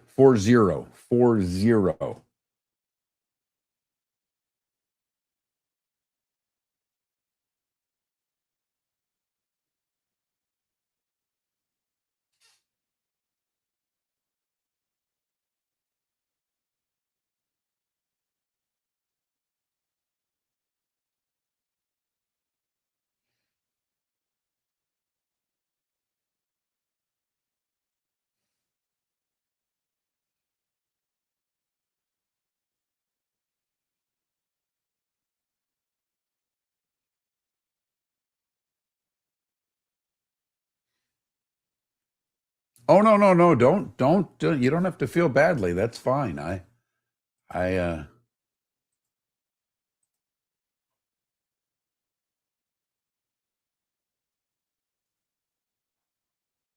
Absolutely. There's no other choice, Dolphin.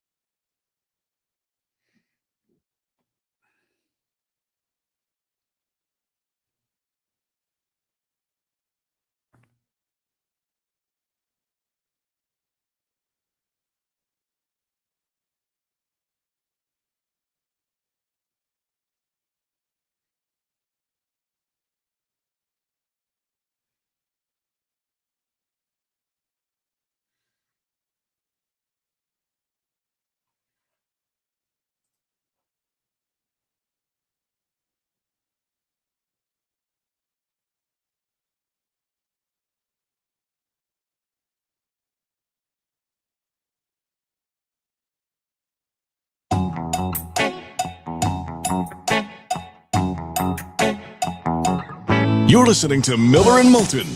And now, here's Mark Miller and David Moulton. Miller and Moulton, millerandmoulton.com. Graham Nash to talk some Gators coming up in 15 or so minutes. Mike Solarte to talk the Carolina Panthers at the top of the Pro Hour. Good, bad, and ugly. Today was a day when. What's on tap? I'll still add. Couple of little quick hitters for you. We've talked a little baseball today. We've talked some Philly sports with Rob Ellis. Always love catching up with him. David Bearman talks some betting. I think David's going to be a regular this year from the football standpoint. We're texting back and forth during the commercial breaks. I'll probably lock that in, as I've got to start getting our football season in order and filling in the slots and seeing where we do things.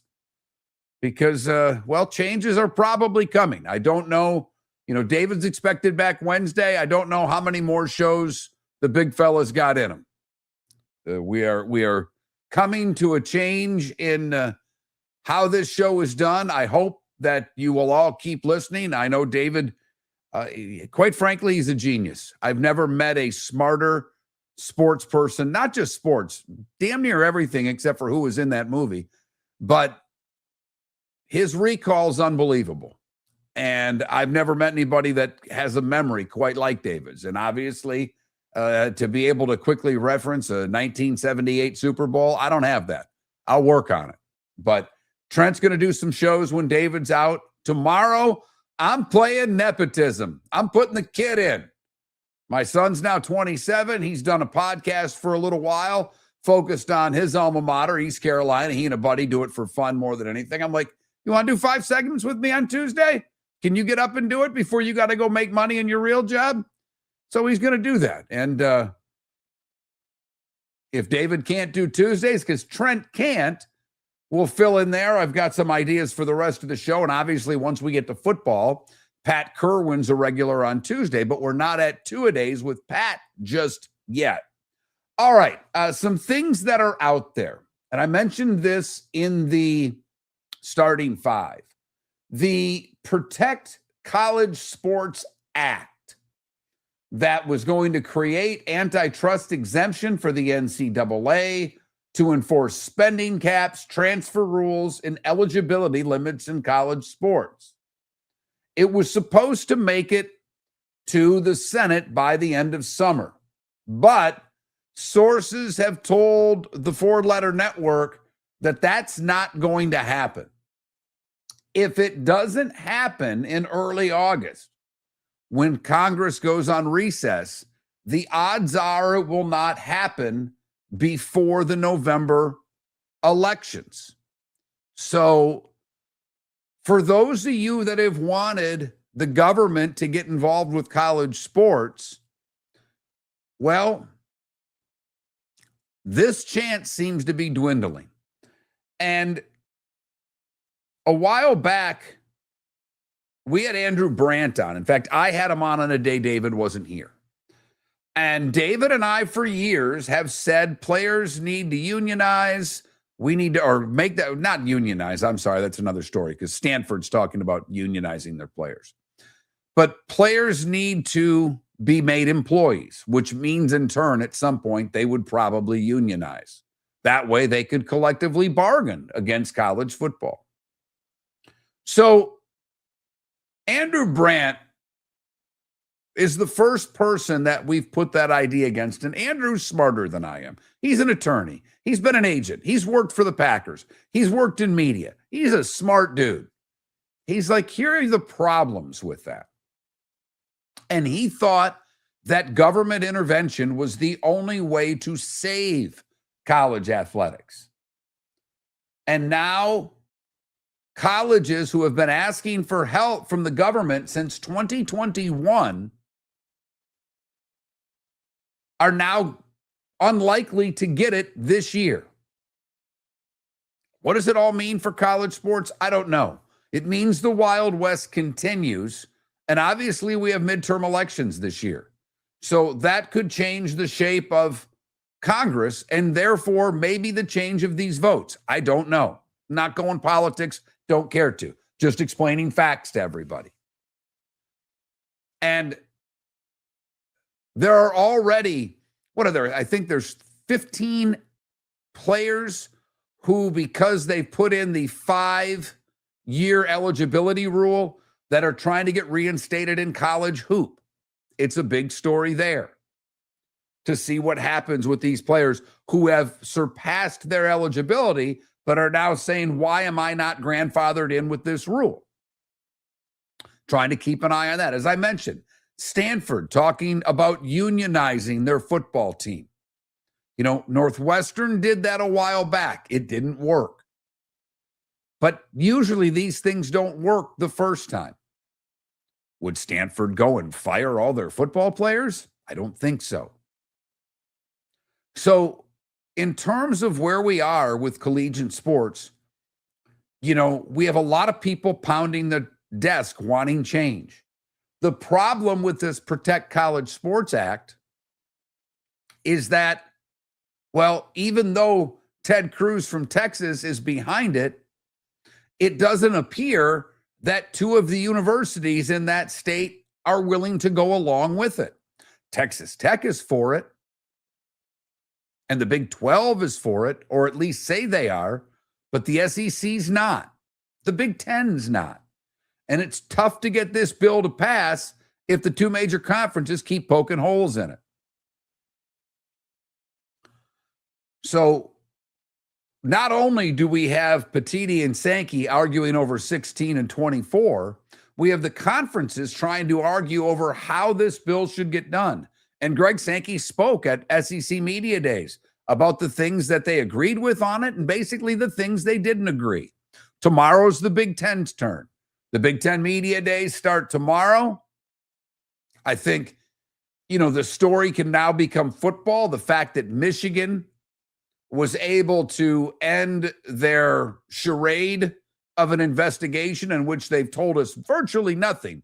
They said that their athletic director did a good job, didn't get some things done as quickly as he should, but his leadership, particularly among student athletes, was fantastic. Yet they got rid of him. Oh, yeah. By the way, we found out his buyout. Now, he had a $2.5 million contract, I believe, 2.4, 2.5, something like that. A lot of money through 2030.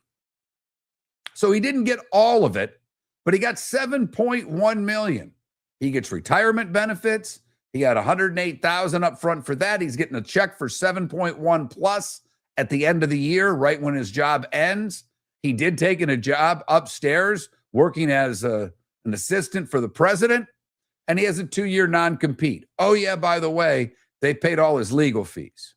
And I'm sure we'll pay all of them, although it wasn't in the story, for the lawsuit that's against him, the assistant coach that's suing everybody, and his name's in that. I'm sure that he'll be taken care of there. And Fitz in our chat room makes the point that I actually agree with. College needs a true commissioner. I'm going to ask a couple questions to you, Fitz, and to our audience. Do they need one for each sport? Does college football need a separate commissioner from college basketball? Do Olympic sports need their own commissioner? Do women's sports need their own commissioner? Can one person best look out for all of college sports? Or is that person's job to just look out for college football? I don't disagree that college could use a commissioner. All the conferences running independent doesn't seem to work. What are they at the best interest of? They're at the best interest of their conference. You know, Roger Goodell, he's there for all of the NFL owners. It's not just the Giants and the Patriots, it's the Packers and the Seahawks. Whereas in the SEC, you're just worried about those teams. Petitti's just worried about his teams in the Big Ten. Same with the ACC, same with the Big 12. And then you've got Notre Dame sitting on their own. So it would be nice to have one voice, but would the conferences ever give that up? We can't get the two biggest commissioners to agree on a college football playoff. And you're saying we need them to give up all their power? It's nice in theory. It just doesn't seem realistic. Graham Nash to talk Gators next. Graham Hall, sorry. The Cape Coral Police Department is growing, and they want you to be a part of it. They're hiring new officers. Starting pay is between $74,000 and $90,000, depending on your experience. And with a $10,000 hiring bonus, you could be making $100,000. Enjoy paid holidays, off-duty details, plenty of OT opportunities. They're also hiring dispatchers and professional staff. So go to capecops.com. Capecops.com. Be brave, be best, be Cape. Your roof is your home's first line of defense. At Pelican Roofing of Florida, Ronnie John and their team bring years of experience to protect what matters most, your family and your business. From residential repairs to large-scale commercial roofing, we deliver honest work, fair pricing, and quality you can trust. An upgrade on your roof can lower your insurance costs. Don't wait for a leak to turn into a disaster. Call the experts at Pelican Roofing today. 1-866-9-PELICAN. That's 1-866-9-PELICAN. Online at pelicanroofingcompany.com. CCC 1332512. Floormeisters just doesn't sell Cortec and carpet. They also sell a lot of wood. And what better time than now to stop in and see the nice folks at Floormeisters for some new hardwood for your home. With white oak wood starting at $4.99 a square foot, that makes it affordable for everyone. With 10 colors to choose from, they have a color for everyone. So stop in. 6281 Naples Boulevard, right next to Costco, or go to the web. It's floormeisters.com. Floormeisters.com. Floormeisters, just keeping it real. Mark Miller for Sleep Treatment Direct. They are helping me with sleep apnea. And by helping me, I mean curing me. No more CPAP machine. No more snoring. No more tossing. No more waking up exhausted. Their expert team got me the right treatment, fast and hassle-free. If you want to feel energized and get rid of your snoring, call Sleep Treatment Direct today. 444-1741. That's 239-444-1741. Sleep Treatment Direct. Sleep safe and sound. This is Miller and Moulton. They are helping. David Bearman. We're Miller and Moulton.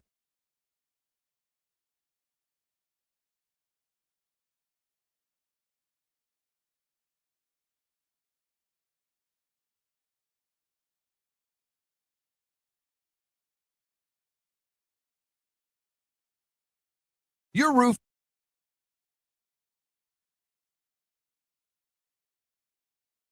That would be, wouldn't it?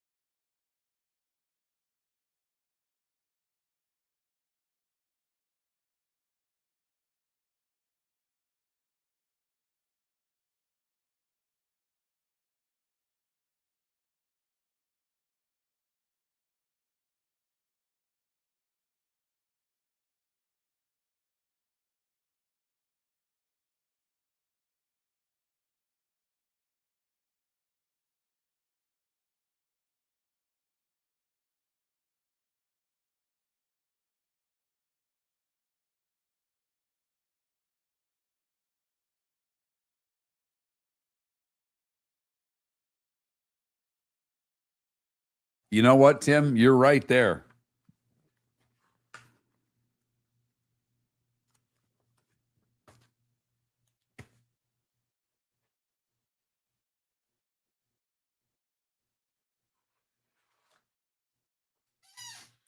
Oh, Fitz, I don't disagree with you. I'm just saying I don't think it's realistic that one of these conferences will give up power in lieu of,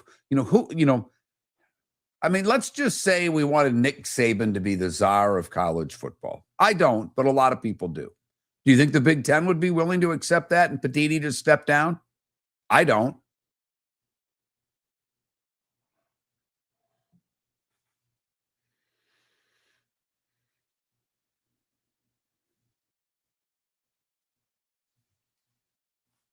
That's all.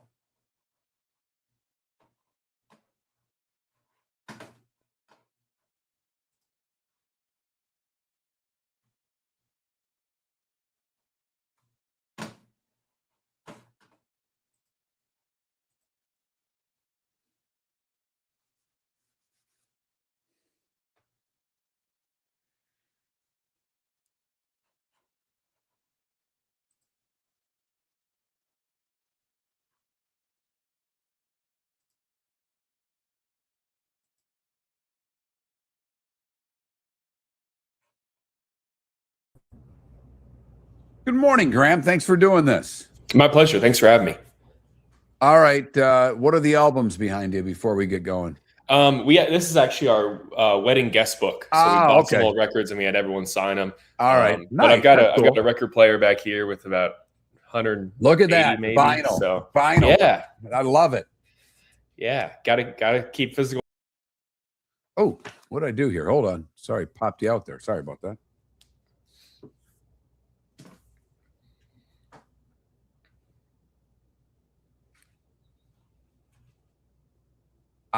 We got about 30 seconds, but I am fascinated with the Gators this year. Yeah, I don't know what to expect. I don't either, but they should be more manageable. Yeah. Buster Faulkner, I think, is a huge key for Florida, being a little bit more potent offensively. Got to make sure they stay healthy, though. I think every team can say that. I think but especially a team like Florida, because the depth isn't there yet. They haven't, all right, here we have 5 seconds. Here we go. Perfect.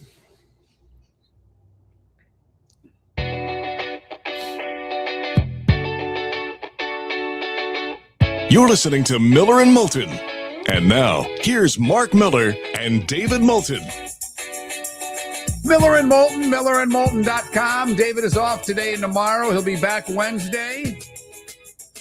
But the show must go on, right? 33 days from week 0 and not too long from when school starts, and my daughter no longer brings me breakfast on the air, which has been the key of summer for me. But I'm joined now by Graham Hall. Graham covers the Gators for 24/7, does a tremendous job covering this team, has for a long time. You can follow him on X at Graham Hall. It's that easy. Graham Hall, Graham Hall. Graham, good morning. How are you?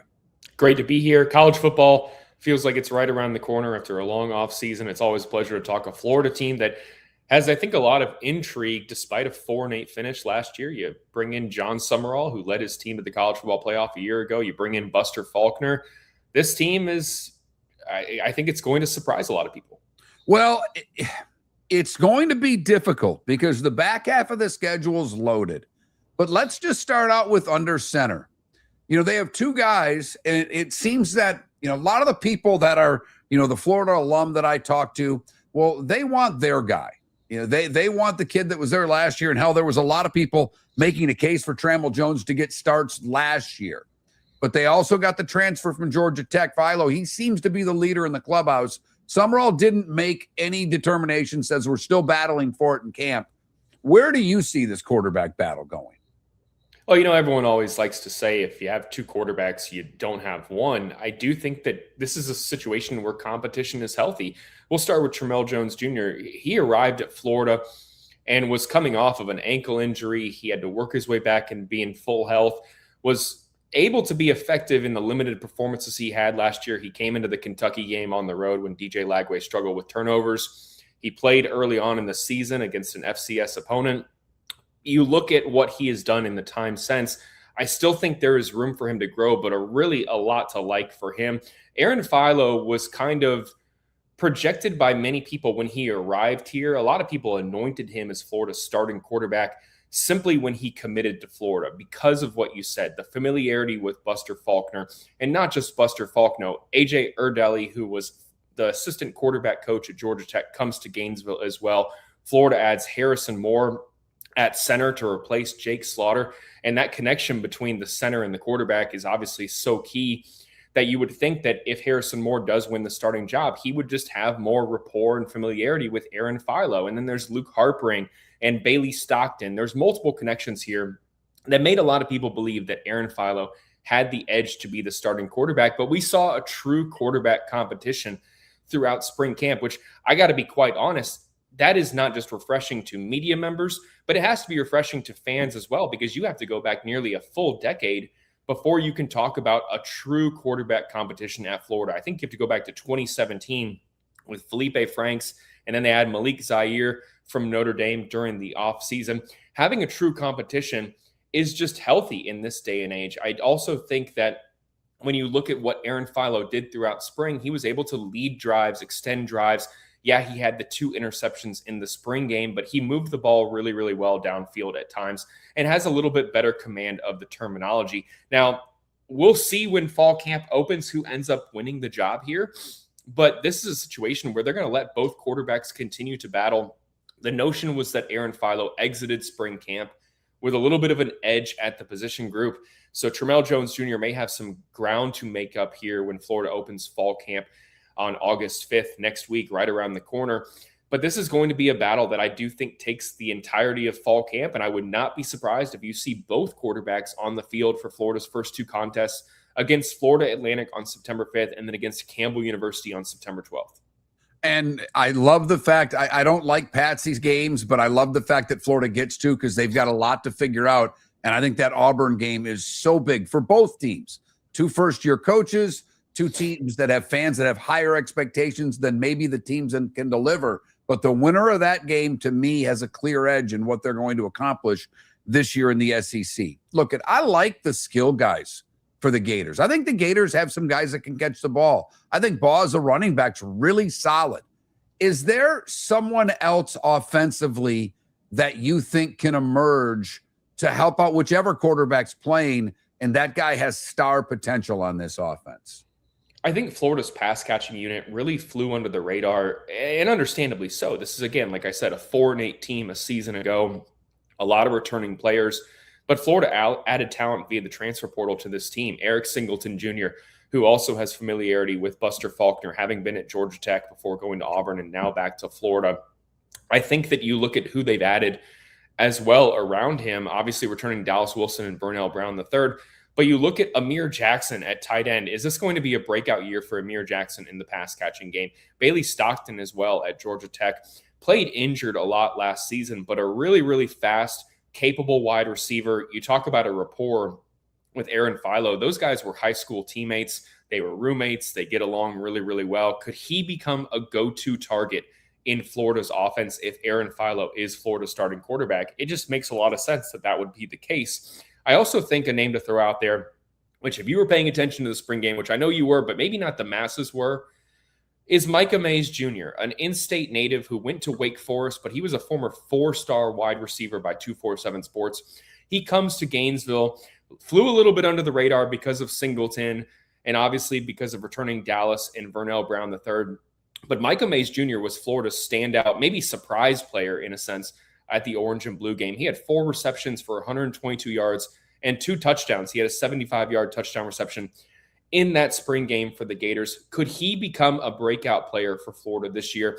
They have a lot of depth. Someone is going to be unhappy with how much opportunities they have within this offense here. But I do think if they get effective quarterback play, Florida has the talent at the skill possessions. And that's before even mentioning guys like Jaden Baugh and Duke Clark and then Evan Pryor and London Montgomery, those stable of backs, Byron Lewis as well. Don't want to leave him off. Florida has talent at the skill positions. This is a more talented team than I think a lot of people expect, which makes sense because, again, 4 wins last season, hardly ideal results, but they certainly have talent at the skill positions. Well, they do there. I agree with you 100%.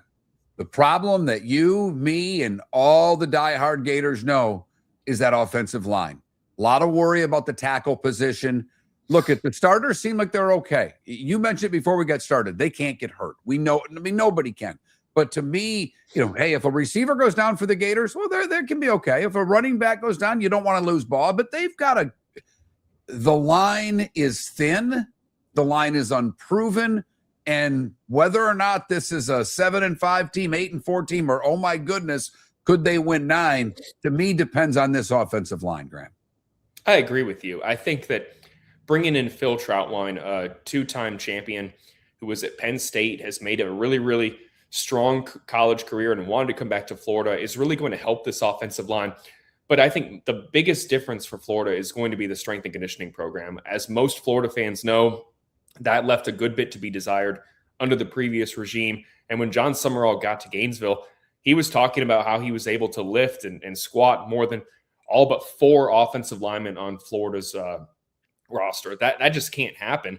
Rocco Underwood, shout out to Rocco Underwood, was able to bench more than Damian George Jr. at Florida's Pro Day, which I think is a good indication of how Florida just was not tough enough on the offensive line. And then you have to replace 3 redshirt seniors from last year's team, 2 who were high draft picks in the most recent NFL draft in Austin Barber and Jake Slaughter. You're going to have inexperienced play on the offensive line, but that doesn't mean that guys won't step up.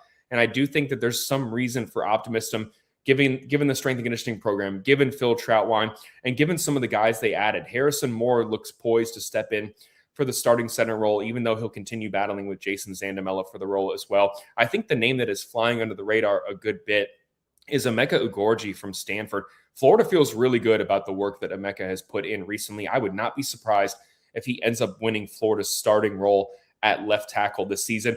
Your established starter is Najee Harris, who has started the last 2 years for Florida at left guard.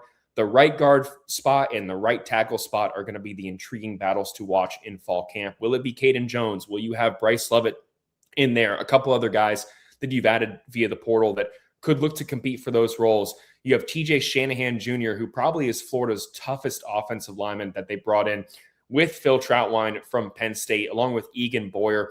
But they're going to have to find an ideal starting 5. I think they made strides throughout the offseason, but that is probably going to be the most important. You could make a case, obviously, for the starting quarterback role, but if you can't protect the quarterback, it doesn't matter who is back there. Florida absolutely is going to need to find an ideal starting 5, or else, like you said, their offensive ceiling is going to be lower. Well, and I think they have to kind of be a team that can outscore teams. I think, the Gator faithful want to see an offense again, for crying out loud. And it's when you talk about the strength and conditioning, I don't know how that happens in 20. I mean, Graham, can you explain how does that happen in 2026 that you can be that far behind? You're the Florida Gators. This isn't, USF. This isn't Central Florida. I mean, this UCF. This is the Gators. To be that far behind in the strength and conditioning room would scare the bejibbers out of me. Well, there's no excuses from a nutritional aspect. Florida has invested a ton of money in making sure that these athletes have every single resource available to them from a nutrition standpoint.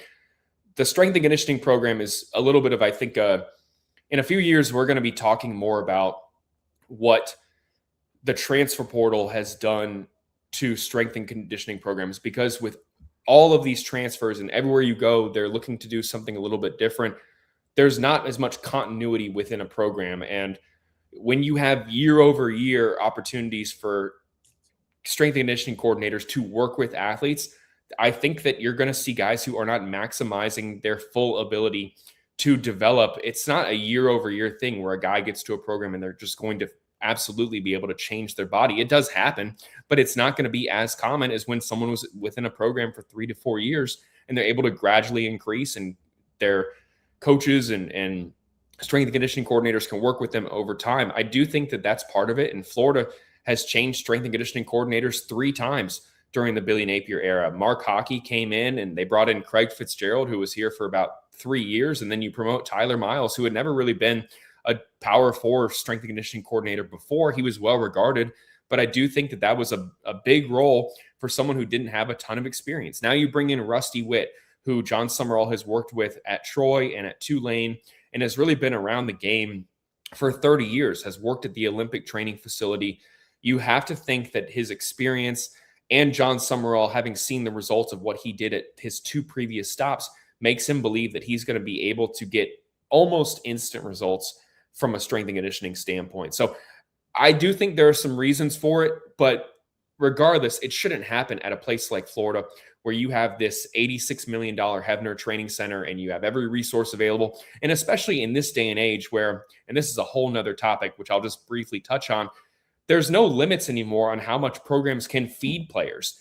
15 years ago, you couldn't give guys snacks at 11 p.m. Guys would go to bed hungry, or they'd have to spend their money on junk food and delivery. That doesn't happen anymore. They can make a structured training and nutritional program for every single athlete on the roster. So in this day and age, you could easily make a case that there's fewer excuses to be made from a strength and conditioning standpoint than there were 15 years ago.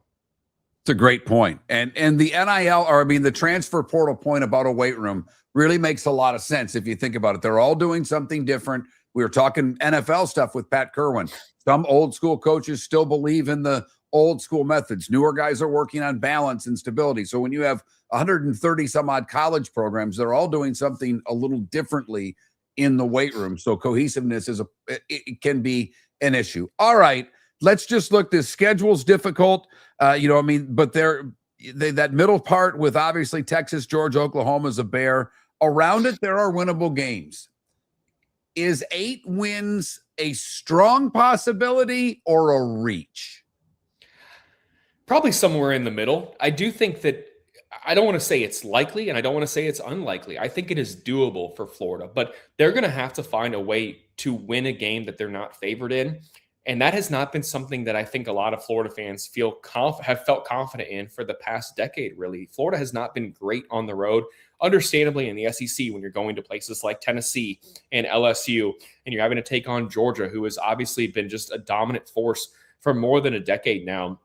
You are going to have to find a way to win a game on the road somewhere that you're not going to be favored in. Now, is that going to be in Atlanta against Georgia? That would be a marquee victory, obviously, for John Summerall. You have to go on the road to Kentucky, which for so long, I know as you've done this program, you used to look at Florida playing Kentucky and being like, oh, that's a guaranteed win for the Gators. That's not the case anymore. Florida was embarrassed last year in Lexington. They're going to have to go on the road and win some of these games. But you look at some of these games on the schedule, I do think you look at a lot of wins that are games that Florida is going to be favored in. Obviously, the first 2, I think they have a really good chance of going on the road and beating an Auburn program that is going to have a lot of intriguing storylines, from Florida's loss to Alex Galesh last year to when he was at USF, to Eric Singleton and Marcus Davis going back to the program that they joined the Gators from the fact that John Summerall was projected for a long time to be the favorite to land the Auburn job. if they can go on the road and start SEC play with a win, start the season 3-0, and then you take on South Carolina, can you possibly do what you did last year and beat Texas? Can you beat Georgia in Atlanta, in their backyard almost, on October 31st? Oklahoma is going to be tough. Kentucky should be not as good as they were last year, but I do think it's doable for Florida. And then Florida State, Vanderbilt, those are teams that are winnable games for the Gators. So they're going to have to go on the road and win a game that they're not favored in. We started our show 18 years ago and have been fired 3 times, but Miller and Moulton have never lived on the edge like we are now. We have our best morning ratings ever, are steadily adding affiliates, yet we only have a few sponsors. And if that doesn't change, we can't continue. But if you want to advertise on Miller and Moulton, reach out to one of us directly by texting sponsor to 21,000 or contact Mark on X at that Mark Miller or me at the David Moulton. You can save Miller and Moulton and make your business some serious money by texting 21,000 now. Mark Miller for Sleep Treatment Direct. They are helping me with sleep apnea. And by helping me, I mean curing me. No more CPAP machine, no more snoring, no more tossing, no more waking up exhausted. Their expert team got me the right treatment fast and hassle-free. If you want to feel energized and get rid of your snoring, call Sleep Treatment Direct today. 444-1741. That's 239-444-1741. Sleep Treatment Direct. Sleep safe and sound. The Cape Coral Police Department is growing, and they want you to be a part of it. They're hiring new officers. Starting pay is between $74,000 and $90,000, depending on your experience. And with a $10,000 hiring bonus, you could be making $100,000. Enjoy paid holidays, off-duty details, plenty of OT opportunities. They're also hiring dispatchers and professional staff.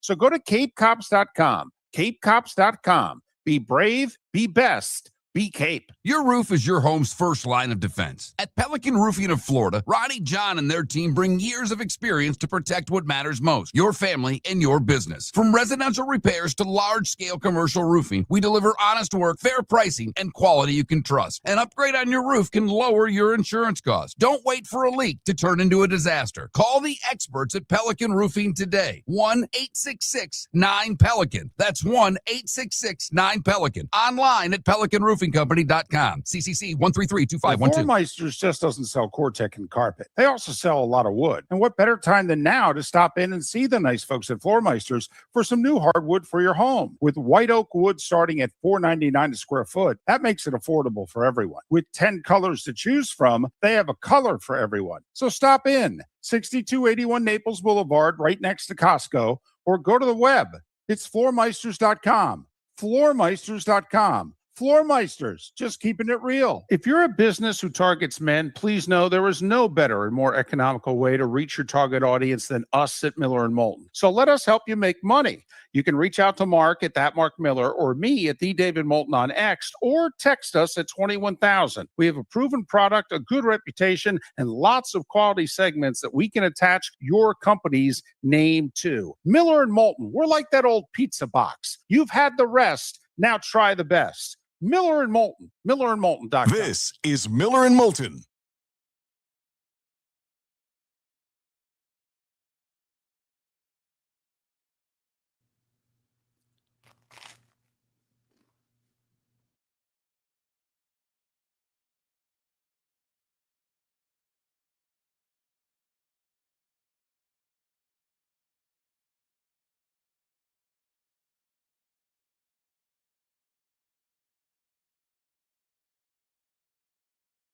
Hello.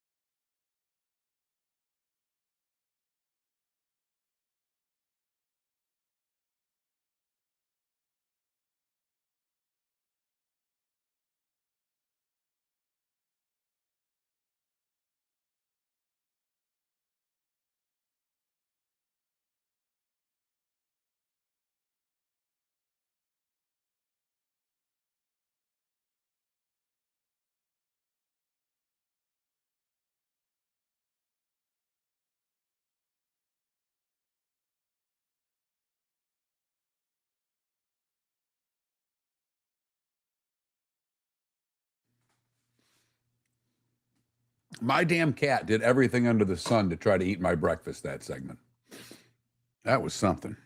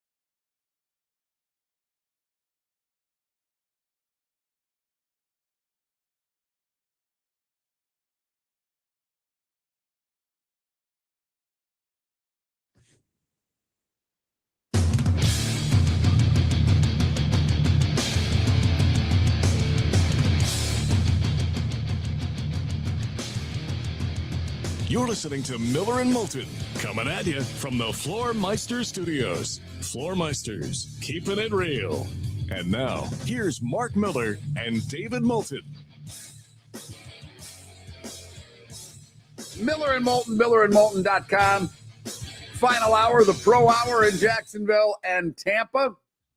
And we will talk a little NFC South to get this hour going. Mike Solarte joins us. He covers all things Carolina. Been working in Charlotte for what seems like a while now. Mike Solarte joining us on Miller and Moulton, sports director at Spectrum News 1 in Charlotte. He's a Chicago guy, so I could go Blackhawks and Cubs and White Sox if I wanted, but that's not why we have him on. Mike, good morning. How are you, sir? Millsy, it's great to hear your voice, brother. I'm doing great. All right. Before we, and I'm sure you just saw it as soon as maybe about the same time I did, but like in the last hour, a little bit of breaking news from North Carolina. Michael Lombardi, who's the GM of North Carolina Tar Heel football, is on administrative leave. Do we know anything from what I read quickly? I mean, they don't talk about these things. Any ideas as to what the hell happened in Chapel Hill? I couldn't even begin to tell you, Mark. We just had ACC football kickoff here in Charlotte a couple of weeks ago. And of course, we got to talk with Bill Belichick and players that had come down from Carolina, and as well as NC State, Duke, and Wake Forest. Those are our main purview. And no, this is a bit of a stunner here for me, and it's gonna make doom scrolling on my socials and all the info outlets I need to go look at to figure out what's going on, because this is kind of out of left field, especially so close to the start of camp. No doubt. But we had you on to talk about the Carolina Panthers. They won the division a year ago. That came out of nowhere. The division was lousy, but someone's got to represent. And here in these parts, the Tampa Bay Bucks think they can get back, but big changes there. They lost a key defensive player, a key receiver. Baker's trying to get a new deal. When you look at the Panthers, how surprised were you by them winning the division, albeit 8-9? And is that a stepping stone year, or is that just a team winning a mediocre division? Well, I think the answer to all that is yes. Because, yes, it was surprising that they took a jump to that regard and to get competitive enough to win the division. Yes, the division was dreadful. Yes, it's a stepping stone, but here's the thing. When it comes to stepping stones in the Carolina Panthers, at least this iteration of them with Dave Canales as their head coach, they don't talk like that. They don't talk like, last year, we're building off of last year's momentum. that's a fun storyline to try to pursue, but nobody in that locker room was taking the bait. I mean, we just went through a couple days worth of workouts with them to start camp last week, and even Bryce Young was saying, it's a new year, it's a new team. We can't look at last year and say this is what this is what we're building off of. We're starting over because like Tampa Bay, the Panthers have got some people and new faces in new places. So I think right now the biggest thing that come out of the first week of camp, almost week of camp for Carolina, was the loss of Nick Scorton, who went down the first day with a torn ACL. That was a tough one for this team, not because he's going to be a 15 sack guy, but he's a high motor guy, and they were hoping to have him paired up with Jalen Phillips on the line, on the defense and create some additional pass rush. And remember, they were 28th in the league last year in sacks. They had 30 sacks for the season. That's not Carolina Panther typical stuff. So losing Scorton is going to put a dent in that, but I don't think it blows up the car. But it's a dent that it's not going to buff out pretty easy. So they've got some work to do in that regard. But I think that from the fan perspective, I think there's a lot of positives to build off of last year. But the Panthers, they kind of leave that stuff behind them. All right. It ends up being the quarterback. I mean, that's what this league's about. And Bryce Young, for the longest time, we wonder. It was C.J. Stroud was the guy in that draft class. Well, after his great rookie year, C.J. Stroud has really regressed every year. Bryce Young has gotten better, maybe not at the rate Carolina fans would like, but now it looks, they've spent some money on drafting receivers the last couple of years. There are more weapons there. How dynamic can this team and he be offensively? I think they can be pretty dynamic. The biggest question mark for this team, and this being around sports as long as you have, especially football, Mark, is that the offensive line is the heartbeat of the team, not necessarily just on the field, but in the locker room as well. And they're going to start with a little bit of heart flutter in that regard, because their starting tackles from last year, Ike Ekwonu and Taylor Moulton, will not start the season. Ekwonu is out after patellar tendon tear that required surgery. That's, a lot of folks say that's a 12-month injury, and that happened, I want to say, in the playoff game against the Rams. And Taylor Moulton was diagnosed with a blood clot in his lung last month in June, and so he's been, he's fine. He's not, it's not a health risk, but it certainly is a scare, and they're monitoring him closely, and so they've got to, they're going to watch him when they plug him back in. So those are your starting two tackles on the key piece of your group. And so now you've got Rasheed Walker signed as a free agent playing on the left side, and rookie draft pick Monroe Freeling out of Georgia going to play on the right side to start. They've got to foster some depth behind like Stone Forsythe, who they signed this offseason. They've got Brady Christensen back, who's a Swiss Army knife. He can play all five positions on the line. He originally was a tackle at Utah. So there's a lot of question mark about how good the offensive line's going to hold up, or how well it's going to hold up. And if they can answer that question, skill position wise, they're good at running back. I think they're sneaky good at wide receiver. Because Xavier Legette's had a really good first couple of days of camp as well. So. And he was a real question mark. He's one of those guys that is in one of those spotlights. This is a put up or shut up year for a guy like him. So I like what Carolina's got on the outside. It's just if they get their offensive line working and humming, they could be dangerous offensively. All right, I'm just curious, a little nooks and crannies, but Freeling was like one of the two tackles that they thought was a left tackle heading into the draft. And with the injuries, why the right side? Is he just not ready to play the left side at that level on Sundays yet, Mike? Well, this is along the same trajectory as a former first round draft pick tackle, Jordan Gross. It's not a matter of him being ready. I think it's a matter of him being developed. I think they want to develop him as best they can. I mean, ideally, he's not starting. Ideally, he's not a starter in week one. But the injury to Ekwonu and the pulmonary embolism to Taylor Moulton, that sped up his clock. So he's got to be ready to go. And it's not a matter of, like I said, I don't think it's a matter of him not being able to play the left side. I think it's the same thing they did with Jordan Gross back when they drafted him. They started him one season on the right side because they had a veteran in Todd Stussy on the left. Stussy retired. They flipped Gross to the left, and everything. The rest is history. So it's the same trajectory. I don't foresee him being a right tackle for this franchise forever, because that's Taylor Moton's job. And when Moton's ready to go, then Moton's going to plug back in, I would think. So I don't think it's an indictment of the kid at all. They put a lot of trust in him to say, hey, you're our one right now. So go prove us right. Well, most teams, if they have a bye week 5, I look at it and go, oh, that's not good. That's awfully early. But the way you're talking about this line and injuries, it's a matter of getting to the early bye. If I told you 2-2 at the bye, would you sign up? Yeah, I would. Again, this group is still building. I don't think that this is not a complete painting here. This isn't a complete work of art. So I think when you're looking at what the Panthers are trying to do for the long term, I like what they're doing.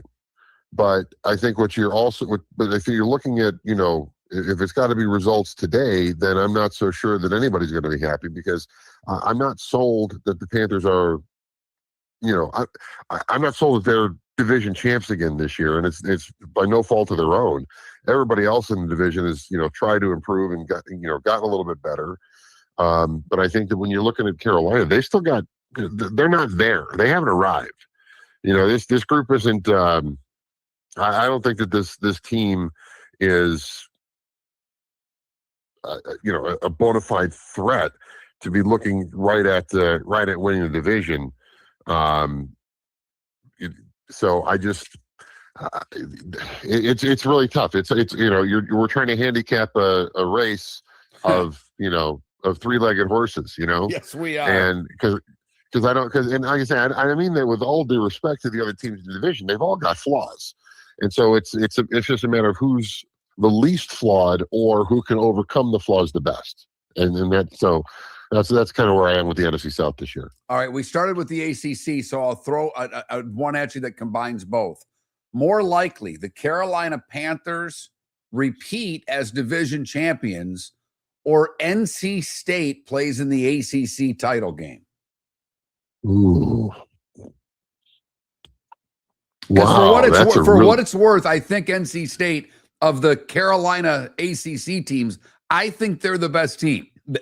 He loves this quarterback, so I think they've got a better shot than Duke. North Carolina, I don't think will be that good. So I think that they're the best of what's there to offer. Schedule's a son of a gun, but yeah, I mean, no, that's really good. Yeah, I mean, Bailey is the one that's returning of the 3 schools. But I think you sleep on, believe it or not, Wake Forest at your own peril. Okay. I mean, that was an 8-win team in the regular season, finished with 9 by winning the bowl game in Charlotte. I think you're right. I think pound for pound, NC State's probably the one out of the 4. But which is more likely, to get back to the original question? Oh man, no, you can't do this to me at 9:15 in the morning. What are you doing? I know you're a late night guy. I'm killing you at 9 in the morning. Well, I had a hockey game last night too at 11 o'clock, so I'm operating on some vapor here. The fact that you can still do men's league impresses the hell out of me, Mike. Nobody said I can do it. I'm a body.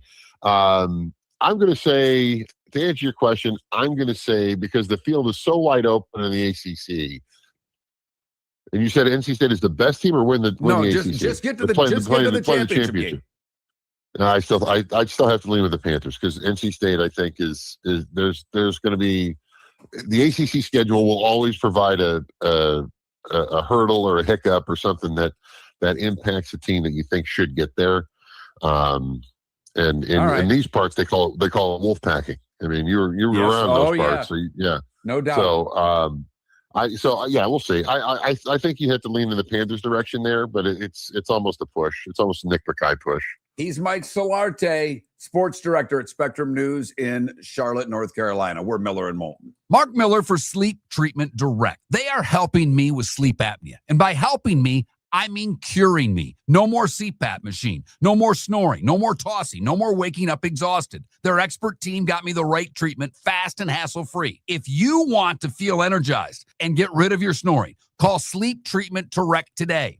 444-1741. That's 239-444-1741. Sleep Treatment Direct. Sleep safe and sound. Well, Floormeisters just doesn't sell Cortec and carpet. They also sell a lot of wood. And what better time than now to stop in and see the nice folks at Floormeisters for some new hardwood for your home. With white oak wood starting at $4.99 a square foot, that makes it affordable for everyone. With 10 colors to choose from, they have a color for everyone. So stop in, 6281 Naples Boulevard, right next to Costco, or go to the web. It's floormeisters.com. Floormeisters.com. Floormeisters, just keeping it real. Your roof is your home's first line of defense. At Pelican Roofing of Florida, Ronnie John and their team bring years of experience to protect what matters most, your family and your business. From residential repairs to large-scale commercial roofing, we deliver honest work, fair pricing, and quality you can trust. An upgrade on your roof can lower your insurance costs. Don't wait for a leak to turn into a disaster. Call the experts at Pelican Roofing today. 1-866-9-PELICAN. That's 1-866-9-PELICAN. Online at pelicanroofingcompany.com. CCC 1332512. If you're a business who targets men, please know there is no better and more economical way to reach your target audience than us at Miller and Moulton. So let us help you make money. You can reach out to Mark at that Mark Miller or me at the David Moulton on X, or text us at 21,000. We have a proven product, a good reputation, and lots of quality segments that we can attach your company's name to. Miller and Moulton, we're like that old pizza box. You've had the rest. Now try the best. Miller and Moulton, millerandmoulton.com. This is Miller and Moulton.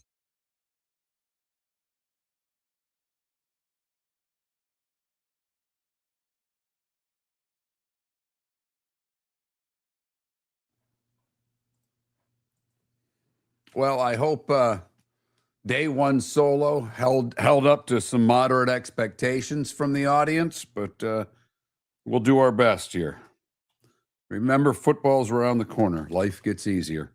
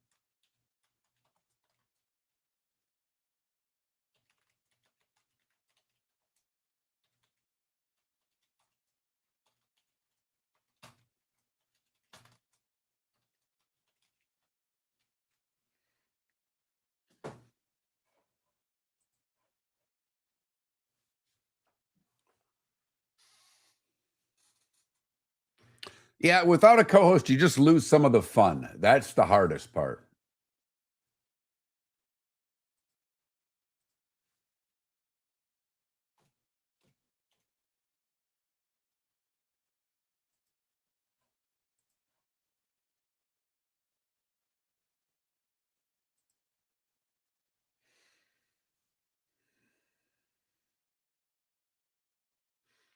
By the way, for those of you asking who's in the Brando range, I had forgotten, but Graham's there. Graham can talk. I like Graham. He's very knowledgeable.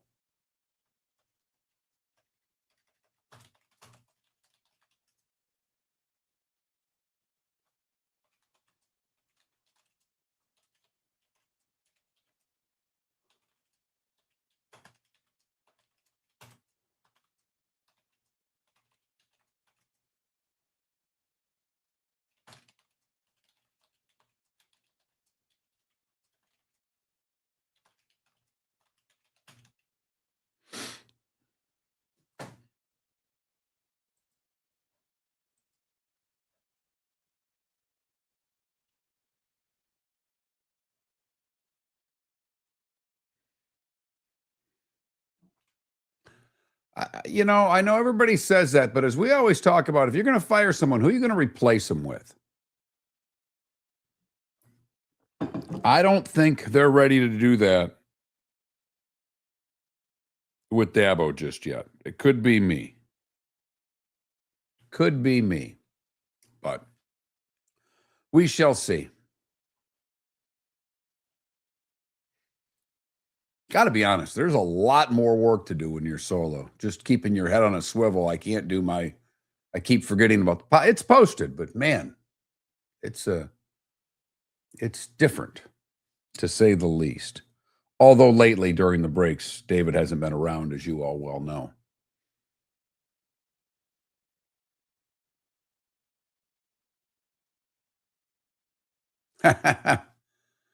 Paula, did I say, I don't even remember now because I'm not going to try to say it again. Did I say your Tour de France winner's name correctly? Didn't even give the first name a shot.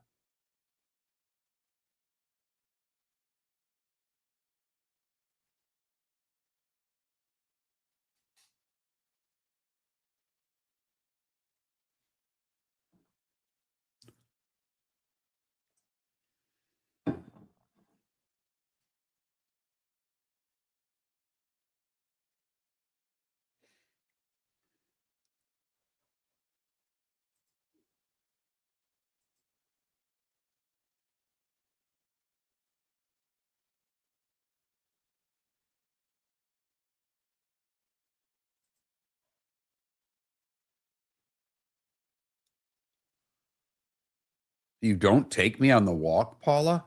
Offended, using my daughter's vernacular. Well, I didn't even try the first name.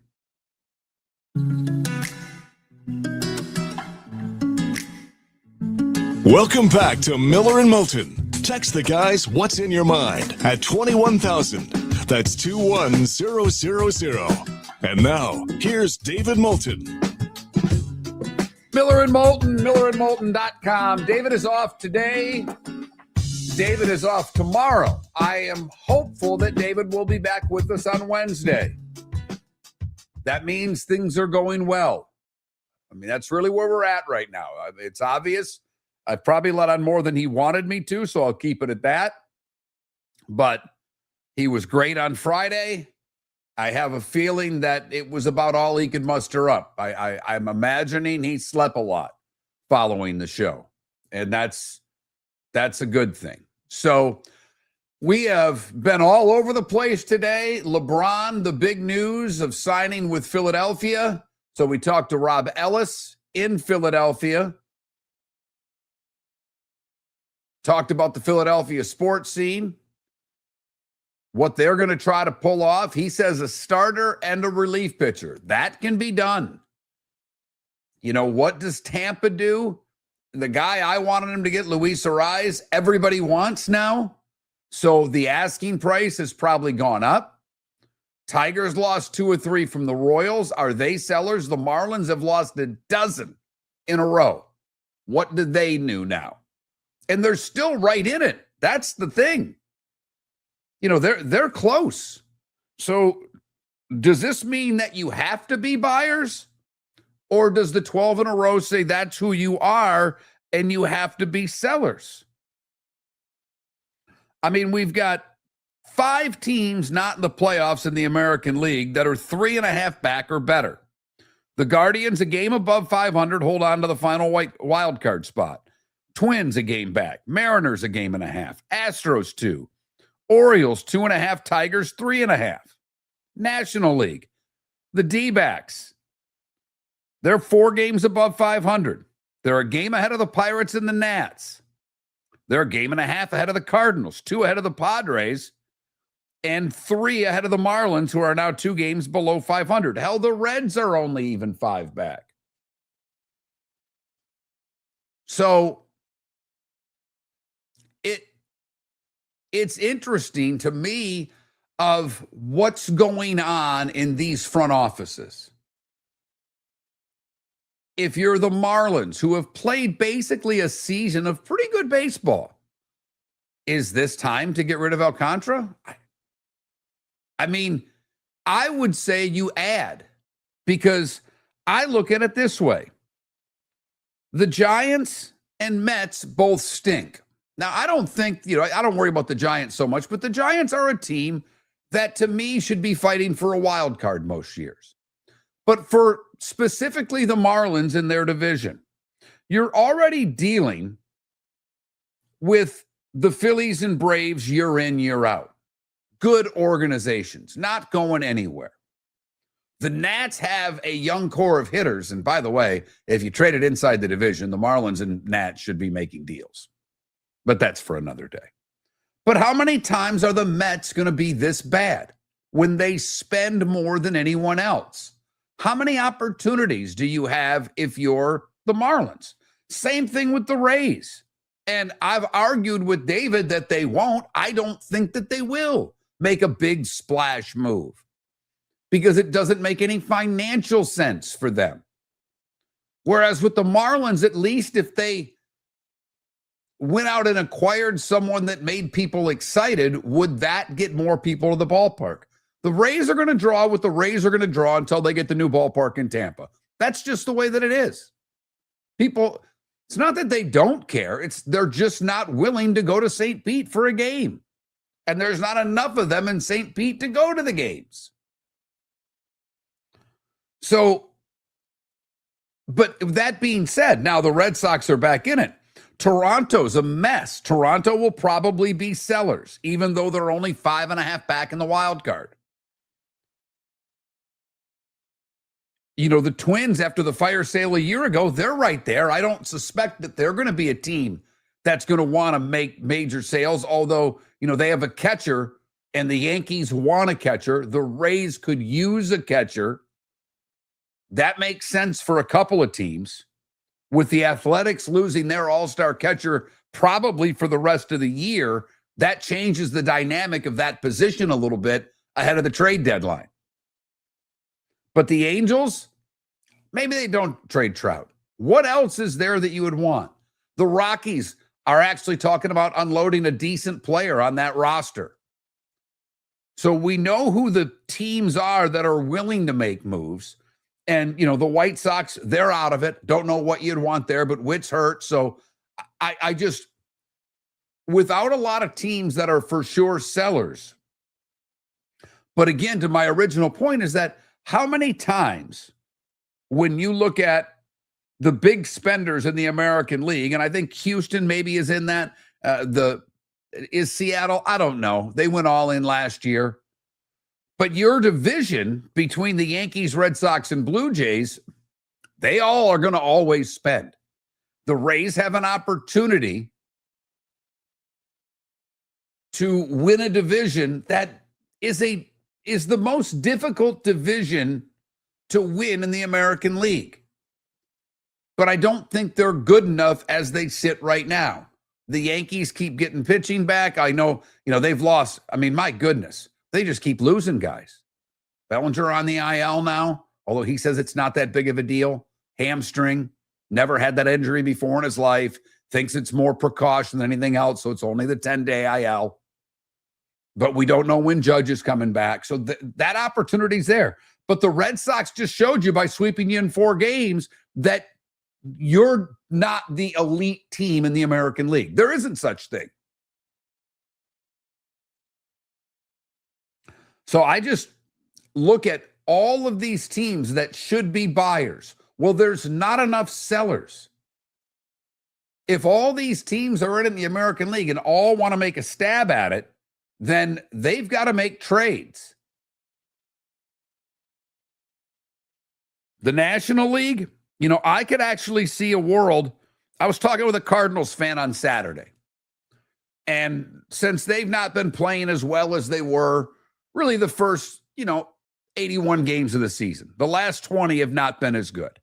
They're a game above 500. Should the Cardinals be sellers? I think they probably should. The Padres, if they give up Miller, the reliever, that's the best arm available on the back end in baseball right now. I mean, there are a bunch of teams that could use him. If Detroit's going to be all in, by the way, they're one because their bullpen sucks. They can't finish a game. So, but to me, if I'm Detroit, I don't know what to do here because you're not re-signing Scooble. But if you're a fan of Detroit teams, and I kind of still am, you've had a GM in football 2 years in a row that's not made a move at the deadline, and you've needed one. You've had a GM in baseball that didn't make a move last year to make your team better when the opportunity was there. What's he going to do this year? And your GM in hockey has stunk, and he's one of your heroes, and you kicked him upstairs.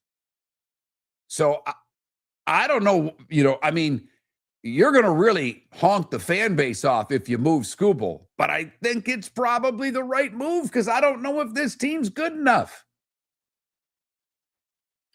So I'm all in these next 7 days. And the Red Sox and Nats, that's a good old-fashioned trade. Young arm for a young bat. Both needed what they got. So it will be, to me, fascinating how this deadline works. And then you got the Dodgers, who are overwhelmingly thought of as the best team in baseball.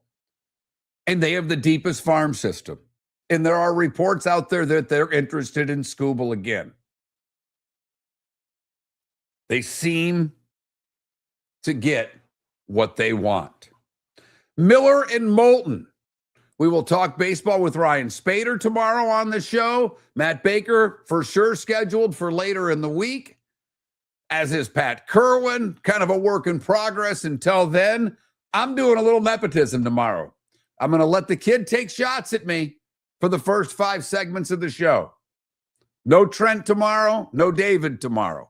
So I'll hodgepodge this thing through another day solo. Good, bad, and ugly. Today was a day win. What's on tap next? Your roof is your home's first line of defense. At Pelican Roofing of Florida, Ronnie John and their team bring years of experience to protect what matters most, your family and your business. From residential repairs to large-scale commercial roofing, we deliver honest work, fair pricing, and quality you can trust. An upgrade on your roof can lower your insurance costs. Don't wait for a leak to turn into a disaster. Call the experts at Pelican Roofing today. 1-866-9-PELICAN. That's 1-866-9-PELICAN. Online at pelicanroofingcompany.com. CCC 1332512. Floormeisters just doesn't sell Cortec and carpet. They also sell a lot of wood. And what better time than now to stop in and see the nice folks at Floormeisters for some new hardwood for your home. With white oak wood starting at $4.99 a square foot, that makes it affordable for everyone. With 10 colors to choose from, they have a color for everyone. So stop in. 6281 Naples Boulevard, right next to Costco, or go to the web. It's floormeisters.com. Floormeisters.com. Floormeisters, just keeping it real. Mark Miller for Sleep Treatment Direct. They are helping me with sleep apnea. And by helping me, I mean curing me. No more CPAP machine. No more snoring. No more tossing. No more waking up exhausted. Their expert team got me the right treatment, fast and hassle-free. If you want to feel energized and get rid of your snoring, call Sleep Treatment Direct today. 444-1741. That's 239-444-1741. Sleep Treatment Direct. Sleep safe and sound. If you're a business who targets men, please know there is no better and more economical way to reach your target audience than us at Miller and Moulton. So let us help you make money. You can reach out to Mark at that Mark Miller or me at the David Moulton on X, or text us at 21,000. We have a proven product, a good reputation, and lots of quality segments that we can attach your company's name to. Miller and Moulton, we're like that old pizza box. You've had the rest. Now try the best. Miller and Moulton, millerandmoulton.com. This is Miller and Moulton. We started.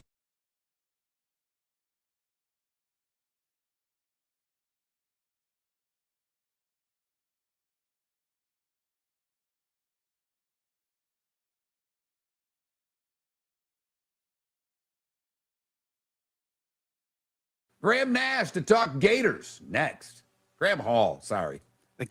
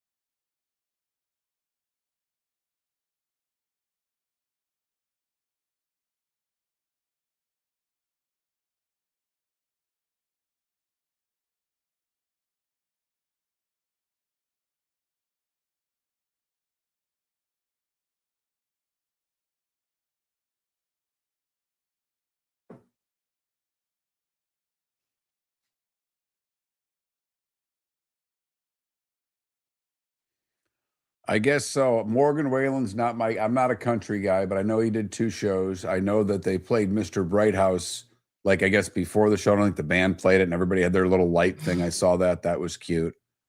I did see there's these 2 Brits that traveled to Michigan in the winter. They're influencers and they're pretty funny. They just came back and they know nothing about our sports and someone convinced them to do OHIO in front of Michigan Stadium. That's funny.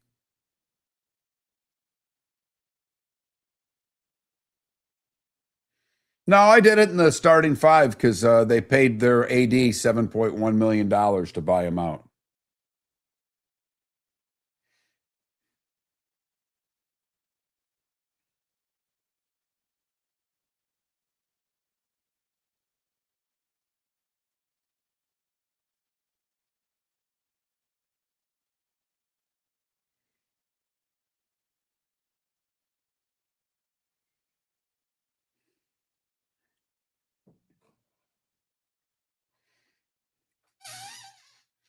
And I know you got your bad tuna thing going there, Happy. I actually just Googled that to look it up and nothing came up. There's nothing on the NBC webpage. So, I mean, many people, how many people are eating dinner at Flippers over the course of the weekend? 110 between the whole weekend?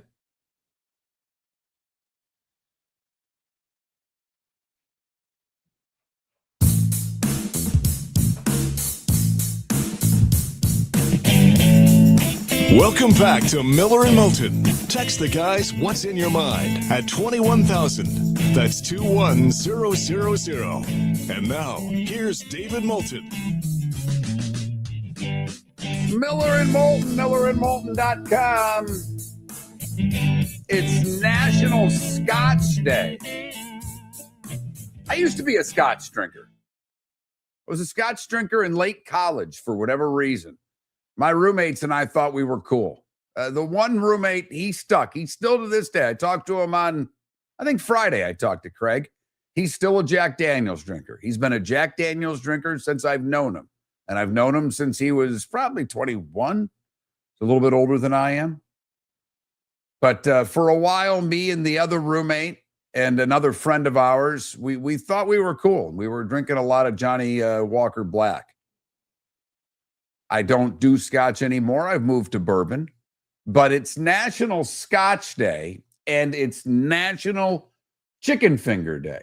I don't think that there are 2 things that really are on polar opposites more than chicken fingers and Scotch. But with that being said, it's been the poll question today. And on X, nearly 73% of you are going chicken fingers. My drunks are in the YouTube and Twitch chat room where 60% of you have voted Scotch over chicken fingers. I find that fascinating.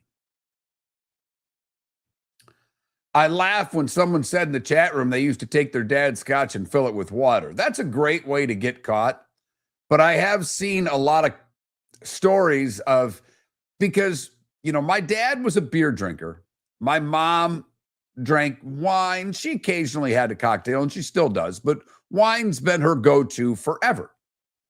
And my parents very rarely drank at the house. Dad drank out. Dad went to the bar. He didn't really ever drink beer at home. Now, he might have a case and a half while he was out, and the car might have been a little crooked in the driveway, but it always made it home. But we had the 4 or 5 bottles of booze in the house. You had your vodka, your Scotch, your whiskey, maybe some gin, and maybe something else. But I've laughed at some of the memes because that group of our parents, they're all getting old. If they're still with us even. And some of the people saying, yeah, my mom decided to give me all the liquor from the house. I threw the vodka away because it was all water at this point. Now, putting water in the Scotch, that's a good way to get caught. Putting water in the vodka that your parents never drank, that was easy. That was done. Hell, I want to say we did that, I don't know, maybe around 7th grade. It's that time again, nearing the end, but not quite there yet. Here's Mark Miller with Today Was the Day When. Got to be honest, this segment alone is not so much fun because with David, he chimes in because he knows a lot of this stuff. With Trent, it's interesting because he doesn't have a clue about 90% of it. But we'll do it for you anyhow. 1586, Walter Raleigh brings the first tobacco to England from Virginia. 1866, the first transatlantic telegraph cable comes ashore in Newfoundland. 1921, Frederick Batting and Charles Best isolate insulin at the University of Toronto. Billboard published its first single records chart today in 1940. I'll Never Smile Again by Tommy Dorsey with vocals from one Frank Sinatra, number one. Also today in 1940, Happy Birthday Bugs Bunny made his debut in A Wild Hare. 1958, Esso Oil, which was then Standard and then Exxon, issues a report that listening to rock music in the car could waste gas because, and I quote, the rhythm can cause a driver to unconsciously jiggle the gas pedal. Wow, did they have every lobbyist out against rock and roll. LBJ today in 65 signed a bill requiring cigarette manufacturers to print health warnings about the effects of smoking on all cigarette packages. If you want good health warnings, get a pack of darts in Canada. They're much better than our warnings. 74, the impeachment proceedings began for one Richard Nixon. Today in 81, Stevie Nicks releases her debut solo album, Belladonna. It had Don't Stop Dragging My Heart Around and Edge of 17, Leather and Lace. Two with the first one with Petty, the last two with Don Henley. That's pretty good picks on her part. 83, Madonna releases her self-titled debut, Lucky Star. I'll go watch the video later today. Pete Rose hit his 3,503rd single today in 84. That would pass Ty Cobb.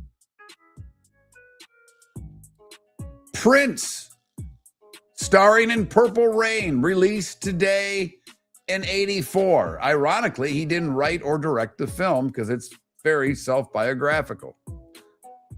Today in 96, the pipe bomb at Centennial Park went off, killing a mother who brought her daughter, injured more than 100, and a cameraman suffered a fatal heart attack after the blast. And it was the Twisties 5 years ago today. Simone Biles withdraws from the women's team final of the Tokyo Games. Leo DeRocher, Norman Lear. By the way, Norman Lear created All in the Family, the Jeffersons, Maude, One Day at a Time. Think about the time they were made. Think about what he was doing. Maude being the single strong woman, One Day at a Time, the woman raising her two kids, obviously All in the Family and the Jeffersons. Pretty big stuff. Irv Cross from CBS's NFL Today would have all celebrated birthdays. Peggy Fleming, she's 78. Ed Orgeron, 65. Go Tigers.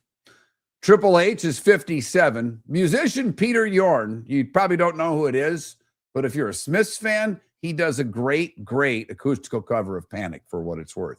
Peter Yorn's 52. A-Rod's 51. Max Scherzer, 42. Ryan Tannehill, 38. Jordan Spieth, 33. And Drew Rasmussen's 31 years old today. This is where I like to go through the people that I listed to see if Trent knows any of them. I don't know who I'll get to do that tomorrow. We'll figure something out. Time to see life a little bit differently. Here's Mark Miller with the good, the bad, and the ugly. What you got, Mark? We go to Arkansas for the good, where footage shared on social media by the Jonesboro Police Department shows a man in a wheelchair struggling to cross a busy intersection. A vehicle stopped at the red light, and a man in a Spider-Man costume climbs out the driver's side door and gives the man a speedy assistance to cross the road. The man was later identified as Krister Hellenthal, who had been dressed as the Marvel character for Superhero Day at his job at the Ultimate Air Trampoline Park. I was like, all right, I'm in a Spider-Man suit. Let's do this. So I just got out and sped them along really fast. None of us got hit, and everyone was really nice. There was no honking or anything like that. I just got in my vehicle and drove off. Well done, sir. Well done. For the bad, we go to Jupiter, Florida, where a woman woke up around 6:30 in the morning to her dogs barking very loudly and continuously. It is Florida, after all, so she grabbed her gun and walked downstairs, where she confronted Jeffrey Bartimus, who was an uninvited guest heading towards her back door. He apologized and quickly jumped a back fence with a towel wrapped around his head. He lived just down the street. He had tried to open the victim's door moments earlier while holding a six-pack of beer. The Ring doorbell camera took care of all of it. He made his way through an unlocked glass sliding back door and then helped himself to some vodka, some tequila, cut a lime to have that shot of tequila, and then made his way out. For the ugly, we go to summer camp in New Jersey. Ah, the good old days, right? Well, at least not for 13 children at the camp, because police responded to some kids not feeling well at the YMCA summer camp. Turns out that a 9-year-old kid gave 13 other campers edibles, and not THC edibles, mushrooms. So apparently, according to police, according to one of the moms, when I arrived, there were 13 children. They looked like zombies. Zombies on mushrooms? Are you sure they weren't just laughing hysterically? All right, I'm making too much of this. Apparently, the police said a suspect's been identified. No charges filed as of yet. They're all fine. They laughed hard. That's my guess. I mean, really hard. That is the good, the bad, and the ugly on today, July the 27th. Brought to you by the Cape Coral Police Department, offering great pay, offering great jobs, offering overtime, benefits, all kinds of good things. You know where to go by now. CapeCops.com. CapeCops.com. Baseball today. Everybody's moved on. Looks like the Rays and the Marlins, if I've got this right. Quick double check. The Marlins are hosting the Phillies. My apologies. So the Marlins in action. 6:40, one-day game today. Mariners and Rangers finish things up this afternoon in Texas before that series is over. Tigers are hosting the Orioles. Pirates hosting the Diamondbacks. A couple of wild card teams, or one trying to be one another that's got the last spot. Nats taking on the Blue Jays. Scherzer on the hill for the Blue Jays. He's 1-4 with a 10.23 earned run average this year. The Braves are taking on the Mets in New York. Cleveland and Cincinnati do battle at the Great American Ballpark in Cincinnati. White Sox hosting the Yankees. That's a fascinating series. Fried on the mound for the Yanks today. Cubs and Cardinals. We know they don't like one another, but the Cardinals have had a little bit of nosedive recently. Astros take on the Angels. Red Sox are in Sacramento to take on the Athletics, and the Brew Crew, they're in San Francisco to take on the Giants. That's it as far as sports today. The WNBA had their all-star game on Saturday. I did see a bunch of the highlights, and man, oh man. Yeah, there was a couple of logo threes. There were 64 missed layups, a alley-oop dunk that didn't even hit the rim. Angel Reese getting blocked by someone not playing defense. It was a fascinating look at that game, but They had their all-star game. They get ready for the second half.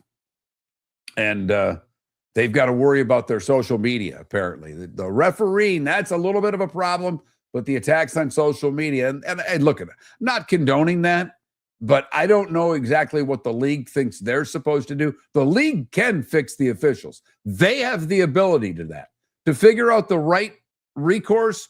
If these ladies are getting threatening text, I'm all for it. I'm all for it. Obviously, it's horrible. No one should be sending that crap online. It's gutless, it's cowardless, and no one wants to see it. But they can fix their officiating. They have the ability to do that. They can't make scumbags turn into good people overnight. That's impossible. There you go. There's my WNBA talk for the week, everyone. That's as much as you'll get out of me. Baseball one day closer to the trade deadline. Training camps opening this week everywhere in the National Football League. Big Ten Media Days get underway tomorrow. Ryan Spader will join us on the show to talk about the baseball trade deadline, where he sees matches. Trying to catch up with Josh Pastner, the head coach of UNLV in college hoop. He said he could do today, but I got it far too late. And I reached out to him. They started a workout here not too long ago. So hopefully I'll hear from Coach later on. He made some very fascinating comments about UNLV. I like everything he had to say. He was direct and talked about, hey, you want to own a team? Why do you want an NBA team in Vegas? I got a college team. Cost a lot less to take ownership of this team. I would not be surprised to see more big city, non-Power 5, Power 4 schools have a similar approach. Makes all the sense in the world. We'll try to track down Coach for tomorrow, and we'll probably hit an NFL camp up tomorrow. We're getting closer. I know you want your football fix. 33 and 44, the magic numbers today. We're getting there, folks. Miller and Moulton, millerandmoulton.com. David expected to be back on Wednesday. I'm bringing in the kid. Listen tomorrow morning. 5 segments with my son. See if he can hang on Miller and Moulton. We started our show 18 years ago and have been fired 3 times, but Miller and Moulton have never lived on the edge like we are now. We have our best morning ratings ever, are steadily adding affiliates, yet we only have a few sponsors. And if that doesn't change, we can't continue. But if you want to advertise on Miller and Moulton, reach out to one of us directly by texting sponsor to 21,000 or contact Mark on X at @MarkMiller or me at @TheDavidMoulton. You can save Miller and Moulton and make your business some serious money by texting 21,000 now. The Cape Coral Police Department is growing and they want you to be a part of it. They're hiring new officers. Starting pay is between $74,000 and $90,000 depending on your experience. And with a $10,000 hiring bonus, you could be making $100,000. Enjoy paid holidays, off-duty details, plenty of OT opportunities. They're also hiring dispatchers and professional staff. So go to capecops.com. capecops.com. Be brave, be best, be Cape. Your roof is your home's first line of defense. At Pelican Roofing of Florida, Ronnie John and their team bring years of experience to protect what matters most, your family and your business. From residential repairs to large-scale commercial roofing, we deliver honest work, fair pricing, and quality you can trust. An upgrade on your roof can lower your insurance costs. Don't wait for a leak to turn into a disaster. Call the experts at Pelican Roofing today. 1-866-9-PELICAN. That's 1-866-9-PELICAN. Online at PelicanRoofingCompany.com. CCC 1332512. Mark Miller for Sleep Treatment Direct. They are helping me with sleep apnea. And by helping me, I mean curing me. No more CPAP machine. No more snoring. No more tossing. No more waking up exhausted. Their expert team got me the right treatment, fast and hassle-free. If you want to feel energized and get rid of your snoring, call Sleep Treatment Direct today. 444-1741. That's 239-444-1741. Sleep Treatment Direct. Sleep safe and The sound. Floormeisters just doesn't sell Cortec and carpet. They also sell a lot of wood. And what better time than now to stop in and see the nice folks at Floormeisters for some new hardwood for your home. With white oak wood starting at $4.99 a square foot, that makes it affordable for everyone. With 10 colors to choose from, they have a color for everyone. So stop in. 6281 Naples Boulevard, right next to Costco, or go to the web. It's floormeisters.com. Floormeisters.com. Floormeisters, just keeping it real. If you're a business who targets men, please know there is no better and more economical way to reach your target audience than us at Miller and Moulton. So let us help you make money. You can reach out to Mark at that Mark Miller or me at the David Moulton on X, or text us at 21,000. We have a proven product, a good reputation, and lots of quality segments that we can attach your company's name to. Miller and Moulton, we're like that old pizza box. You've had the rest. Now try the best. Miller and Moulton, millerandmoulton.com. This is Miller and Moulton.